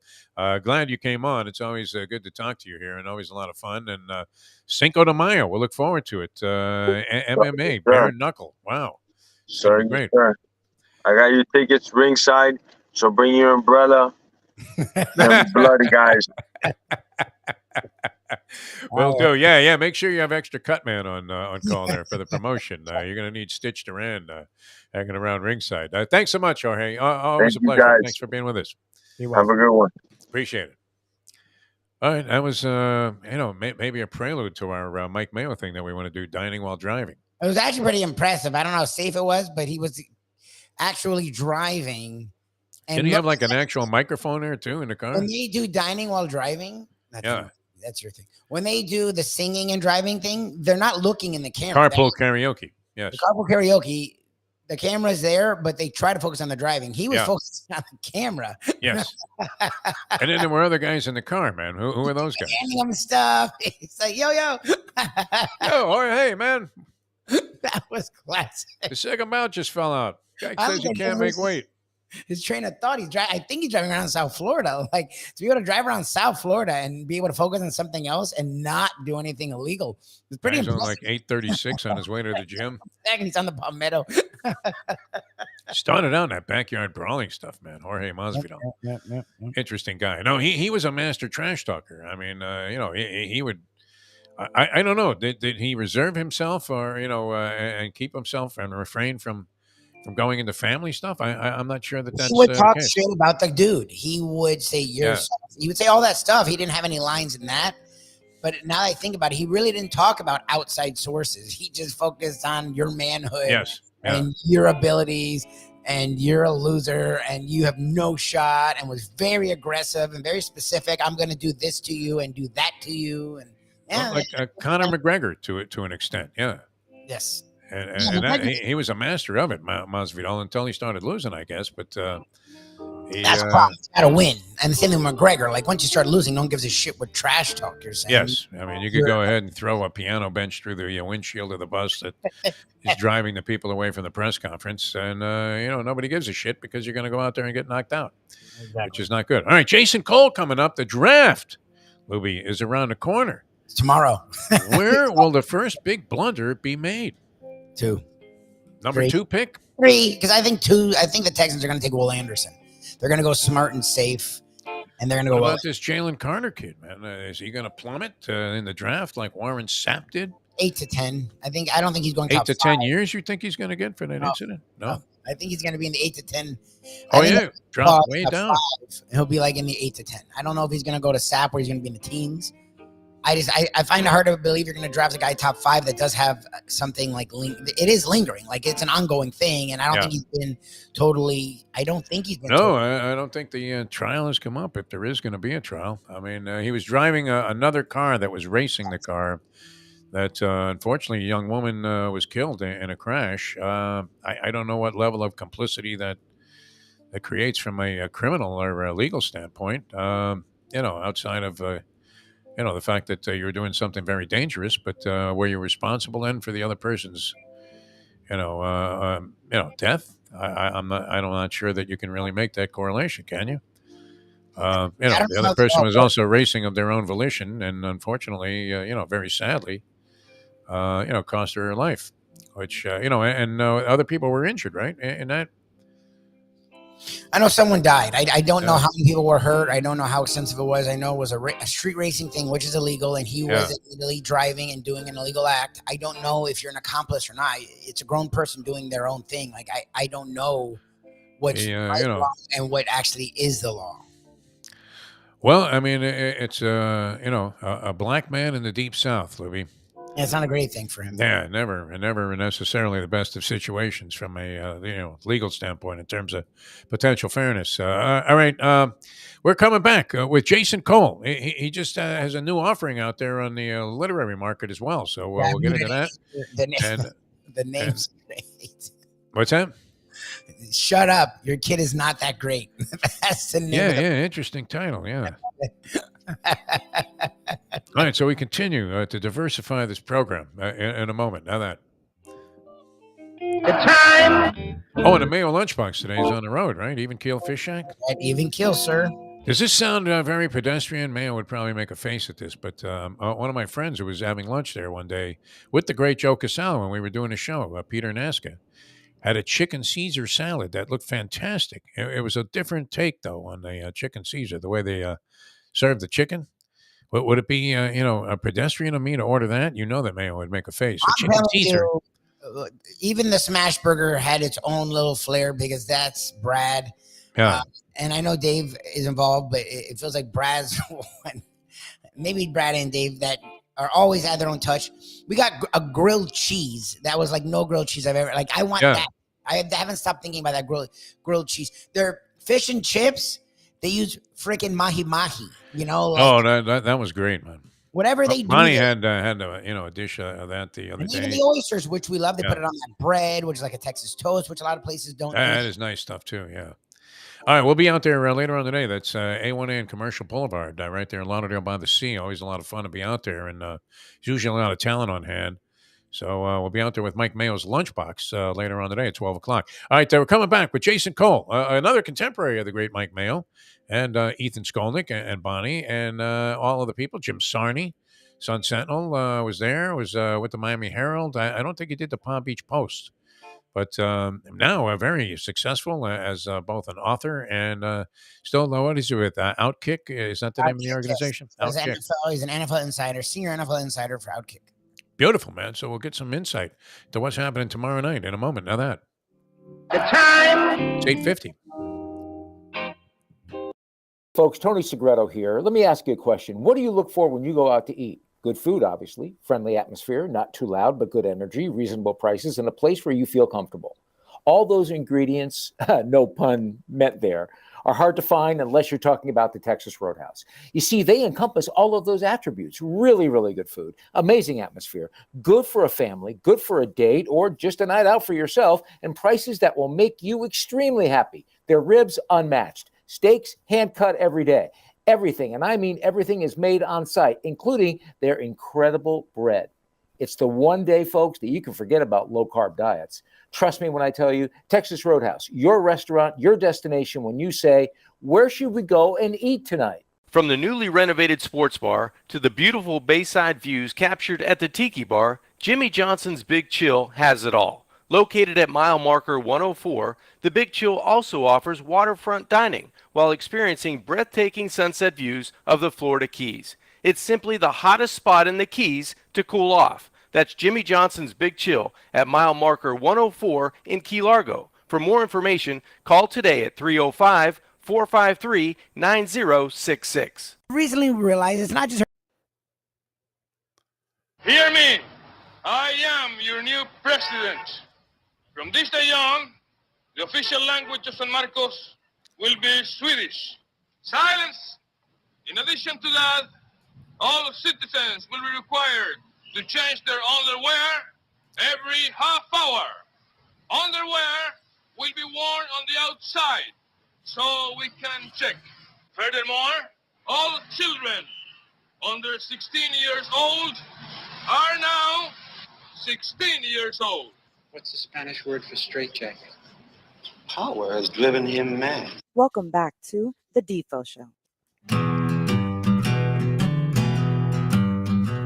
All right, welcome back to the show, and happy to be with you here on this fine Wednesday. Jeff DeForest and Mike Lubie Lubitz, and we welcome to the program one of our favorites here, NFL insider for Outkick now, and has been in that capacity for many, many years for a variety of outstanding journalistic organizations. We welcome author and entrepreneur now, the great Jason Cole, joins us here in the program. Jason, how are you? I'm fantastic. How are you, Defo? We're good. I don't know if you caught that clip there, the excerpt from Ron DeSantis exiting the plane as he back from Japan. They thought Orwell was onto something. What about Woody Allen? Man? Very appropriate for today's political climate. Ronnie B. Yeah. All right. You're in a bar, you meet a girl, she shows you some pictures of her kids, and you're thinking, those kids don't look that great. Well, was that the inspiration for this latest offering of yours? Not how they look. Yeah. It's Shut about, up! Your kid is not that great. Tell us about this, Jason Cole, this new book. well, it's my latest book. It's on Amazon.com. It has the foreword was not written by, but helped by Tom Brady Sr. Wow. So, I called him and said, what exactly did you do with Tom? And he gave me this wonderful story of, how he raised his, not only Tom, but his three older daughters. And it was part of the inspiration for this book that I've always had in my head about overzealous parents who get too involved and and live vicariously essentially through their own kids, either managing their careers or manipulating their careers or pushing their kids to do things that either they're not capable of or really not that great at, or they may be great, but they're not giving them the right lessons to capitalize on that greatness. Sort of like, the first example is Dan Henson, who was the father of Drew Henson. Yeah, he was a phenomenal two-sport athlete. People old enough to remember, that was the guy who was supposed to be the next John Elway, and he never did anything. Unfortunately, he was a phenomenal athlete, but it just didn't happen for him. And I think that a lot of it had to do with his dad interfering with his career way too much. And Todd Marinovich, right, comes to mind. A lot of different stories. Sad. The Todd Marinovich is a really sad case of it, because he ended up being a drug addict. Yeah. And so that completely and totally incapable of handling any type of career or the money that went with it. So that's a tragic version of it. But yeah, like there's parents everywhere, and it's not just sports. This is entertainment culture, business culture, everything, where parents just don't realize you got to back off at a certain point. There's a point you want to help your kids realize their passion, and there's a point where you're sitting here going, no, you got to let them do it themselves, and you got to back away from what they're doing. And I always loved Jack Elway and his method for doing it. Like, he never ever coached his kid in any sport, anytime, anywhere. He always left it to other people to coach his kids. Yeah. And then he stood on the sidelines, just made sure that John was happy playing. That was the key for Jack Elway. I guess there's a way to do it. I mean, we've seen the Hurleys have success. Of course, their father was a famous, kind of a drill sergeant type of coach, well respected, and they both, I guess Bobby Hurley had more success on the court, but they're both having success as coaches and seem to, seem to be, models of, the example where the parents maybe were involved, but weren't overwhelmingly so. Boxing and tennis, I mean, two of my favorite sports, Jason, as you can imagine. I mean, there are all kinds of stories, most of which ended up disastrous. With the overwhelming influence of the parent. Yeah, I mean, it can be disastrous. I mean, and Andre Agassi, who as famous as any of them, with the dad being involved, is always on that edge, right? It was always on the edge of whether this was going to be a grand success, which it mostly was, or it was going to be a chaotic failure, right? And Andre basically says that in his biography. And, famously, he was able to sort of distance himself from his dad at the right point and get control of his life and his career. But it was tough. And so this is a tongue-in-cheek look at that, and a way of bringing up some examples, and basically a way of saying to parents, shut up. Like, just back off. Live and let live, man. That was my dad's philosophy. Right. Like, I'm trying to be a little fun with this. But it is based on some sometimes sad sad realities of how parents handle their kids.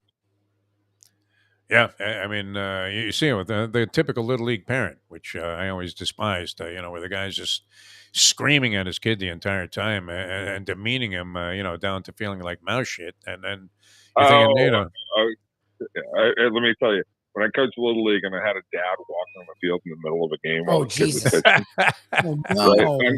Because he wanted to talk to me, and all I did was, Jack, get off the field. Oh, my God. But he was like, but I just have it. I said, Jack, get off the field. You're out of here. Yeah.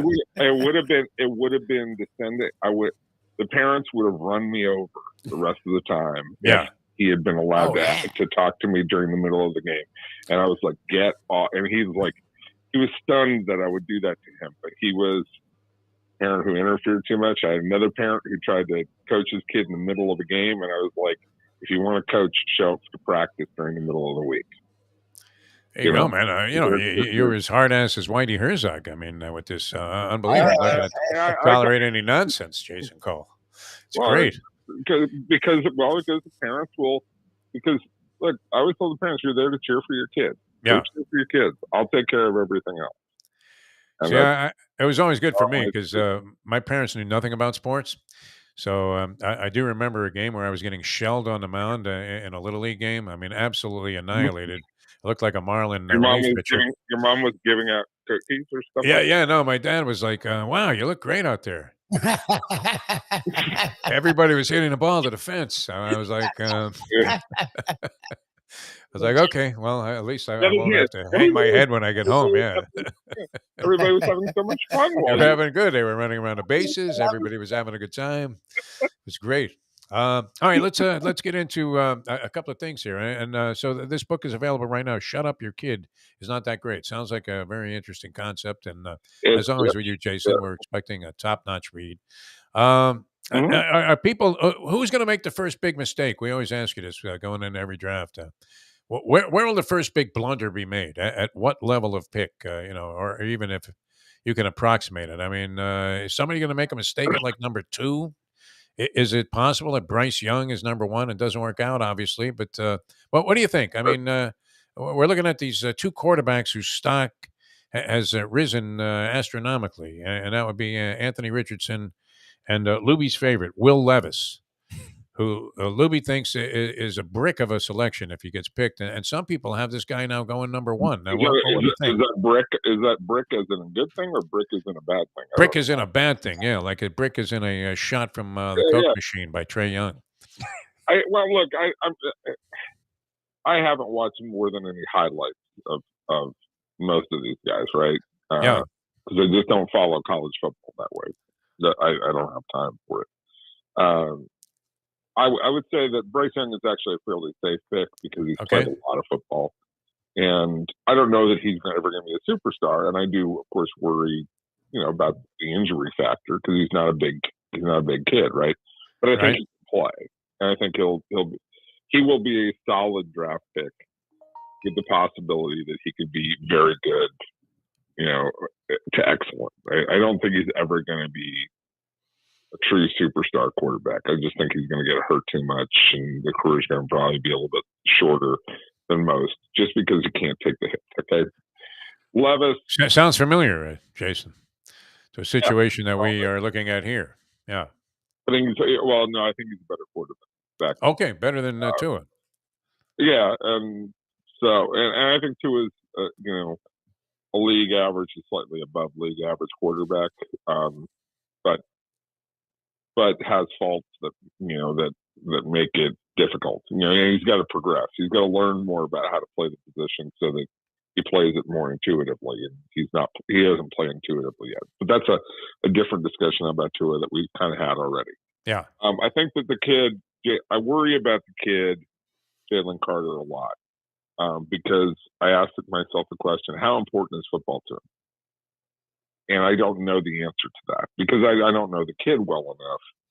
And obviously, if Drew's talking for him, like he thinks that Jalen Carter will be, loves football more than anybody else in the history of the planet, which, that's Drew's job to say that. but I would be The asking. comparison of Reggie White, I think, was maybe a little over the top there by Drew, but Perhaps. yeah, just a little. Yeah, but no, I want guys who football is important to them, that they don't let stupid things get in the way of their career. And this kid right now is letting stupid things get in the way of his career. I just don't know if that's bad timing. I just don't know the level of seriousness about it. But it always makes me a little hesitant when a guy has to go on TV to try and prove his case. Yes. That makes me know that he's getting a lot of negative reaction from people out there who are knocking him off draft boards, or they're coming to the conclusion that football is not that important to him. So I worry about a guy like that. This draft is, the Richardson pick is so dependent on how smart is the team that's taking him, and how patient is the owner, and how much do they actually have a plan going in. Because this kid could be out of the league in 3 years.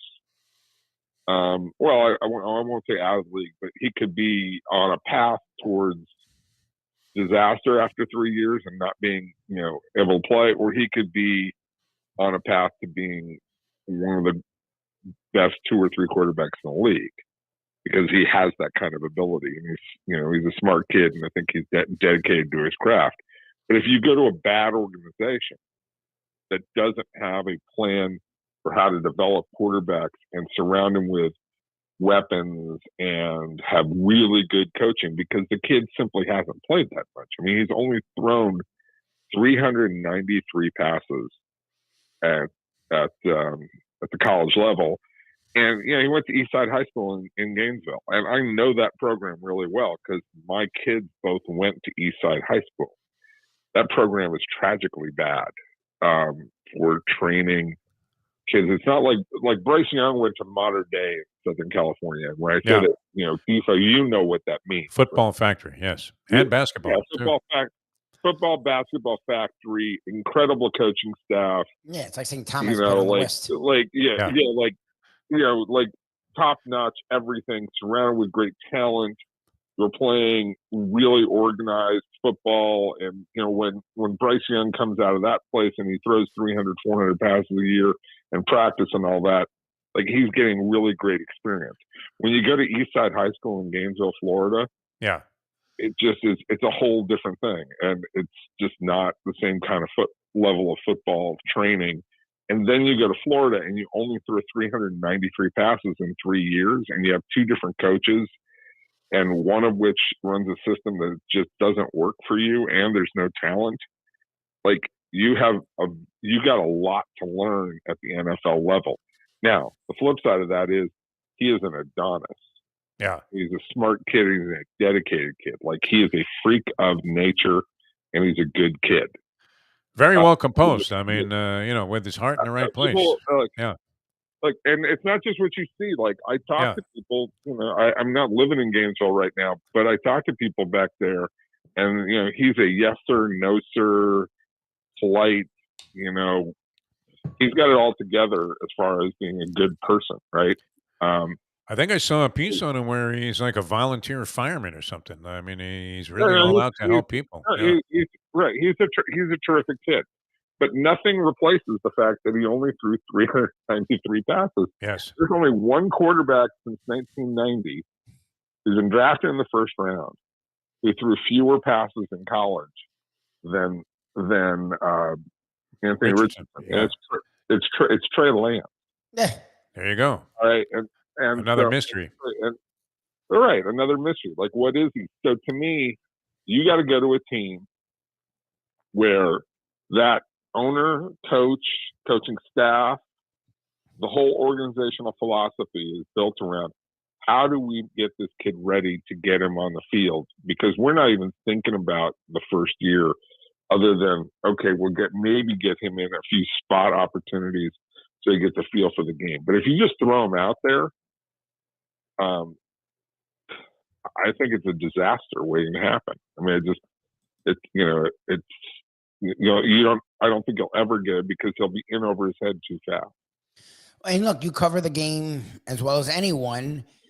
Yeah, the money for draft picks has gone down, but we've also seen it come back a little bit. Can you draft a quarterback in the top 5 without design? Look, we saw the Niners do it with Trey Lance. Do you see an organization being smart? Because that's the thing. The guy has talent. I've never judged that. It's just usually if a guy's drafted that high, organizations have a clock in their head and they get really impatient. Well, I mean, the other problem is there's no minor league. Like, this is not like baseball where you take a kid in the first round and he gets to go get seasoned at, at levels of competition that are appropriate, right? And he works his way up and learns how the game functions before you ever throw him out there. And he spends 3 or 4 years. It just doesn't exist in football, right? I mean, it exists in that it's college football, but this kid didn't get to do that, right? For a variety of reasons that are not really in his control. Okay, injuries were a factor, all these other things that happen. So I don't know how you do that. I don't know how you get him live competition, outside of actually playing. So that's the hard part. You have to get him ready in practice situations. And at a time when the NFL Players Association, and rightfully so, is trying to de-emphasize as much as they can off-season work, okay, to take care of veteran players.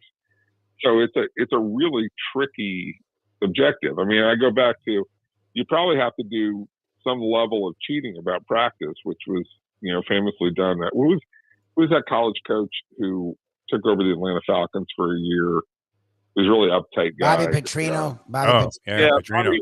They tell famous stories about Bobby Petrino when he took over that one year before Vic went to jail, and all hell broke loose.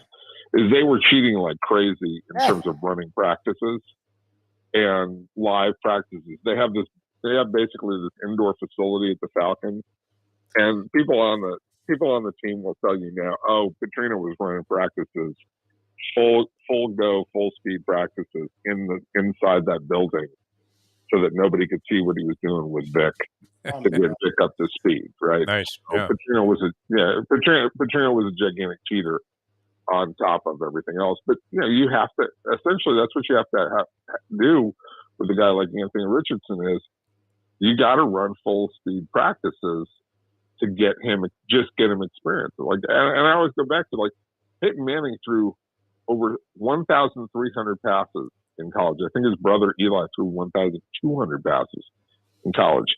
That's a lot of experience just learning how to throw in live situations, like and practicing the art of fitting passes into and seeing defenses and manipulating the ball with your hand and figuring it out and doing it at live speed, right?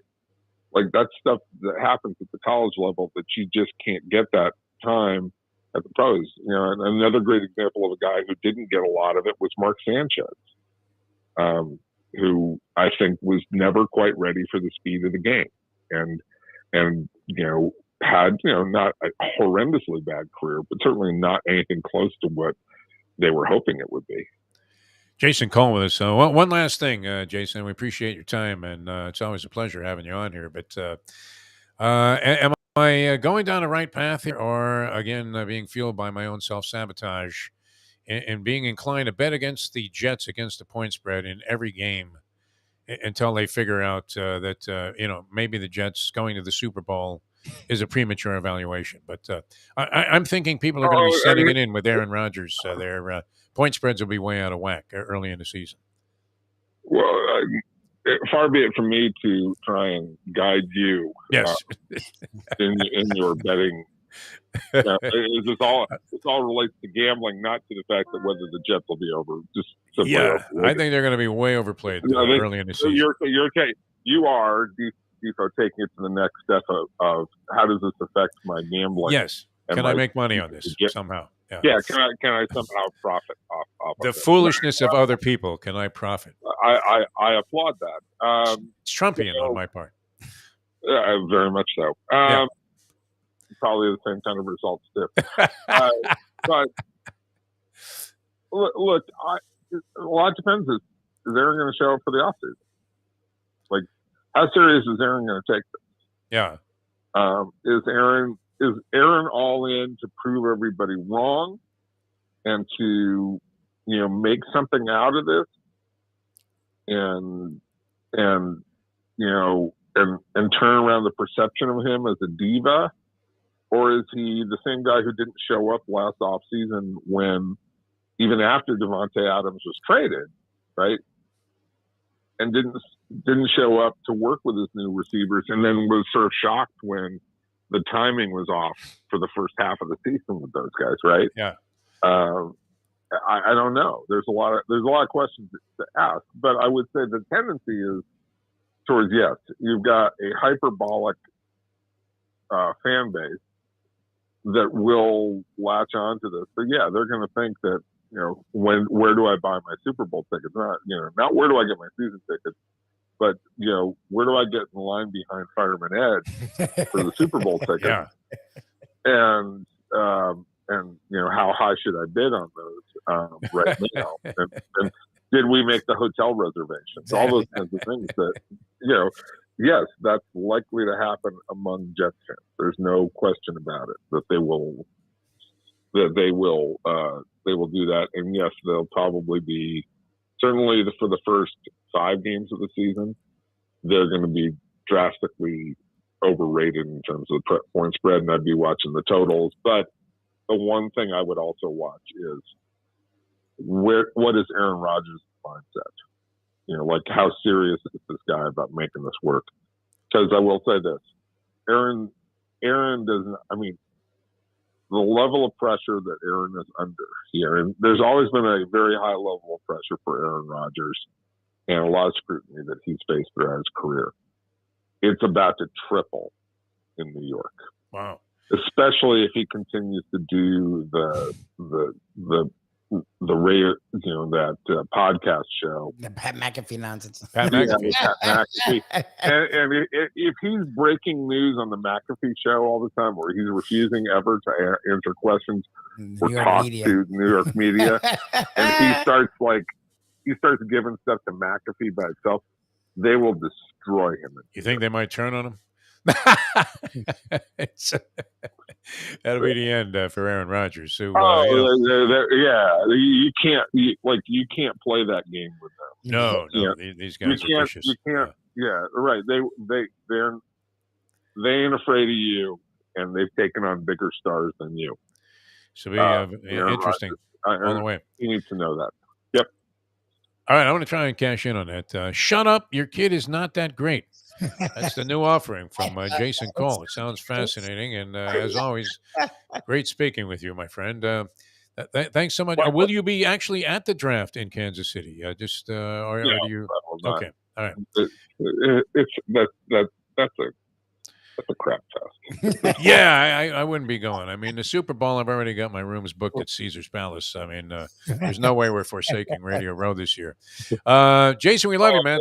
Yeah. All right, dude. I'll talk to you later. Thanks for being with us. Jason Cole, ladies and gentlemen. All right, that was good. All right, we went a little OT there with Jason Cole because we got to him late. Jorge Masvidal from a vehicle. That was fantastic. Where there were guys standing up in the back. What was he driving?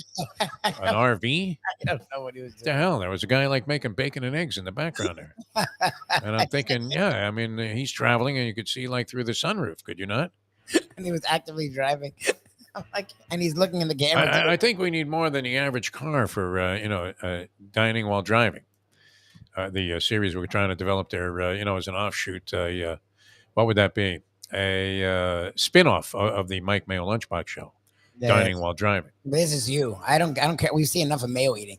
I've heard about you eating in a car while. I don't do it nearly as much as I used to. Where a Taco Bell, you would take it right out, a burrito, whatever, no problem. Nachos. Not easy to eat in a car. Rotisserie chicken. That's my favorite. We were talking about stone crabs and a Maine lobster. Yeah. You eating like a Caesar salad. Chicken fricassee. Fried rice without utensils. Oh, my God. Yeah. I mean, I've eaten a lot of weird shit in the car. No meatloaf, sandwiches, of course. Obviously, burgers. Standard stuff is no problem. Right? A plate, fork, and knife meal. Yeah, something that you would sit down and have a little napkin sticking out of your shirt. like a pasta. Stuff that requires a bib. And I will eat it in the car, or always have. Ice cream, whatever. I was one of those guys. I would go to the store. I still do it, right? Buy some cold cuts and take a few pieces out and eat them in the car on the way home. It's always my thing. All right, we will see you later on from Even Keel Fish Shack. That's A1A and Commercial Boulevard. It's Mike Mayo's Lunchbox. Brad and the people there do a tremendous job, and they always feed us well, Lubie. They do. Always feed us well. So looking forward to that. You can come on out and have lunch with us there. It'll be a lot of fun. That's coming up at 12 o'clock. And we will see you at 12 o'clock with Mike Mayo's Lunchbox. Thanks to everybody for joining us. Jorge Masvidal, that was fun. Ethan Scoop Skolnick, and, of course, Jason Cole. And I appreciate you guys tuning into the program. As always, we'll see you later on as we leave you know that. The time. It's 9:19.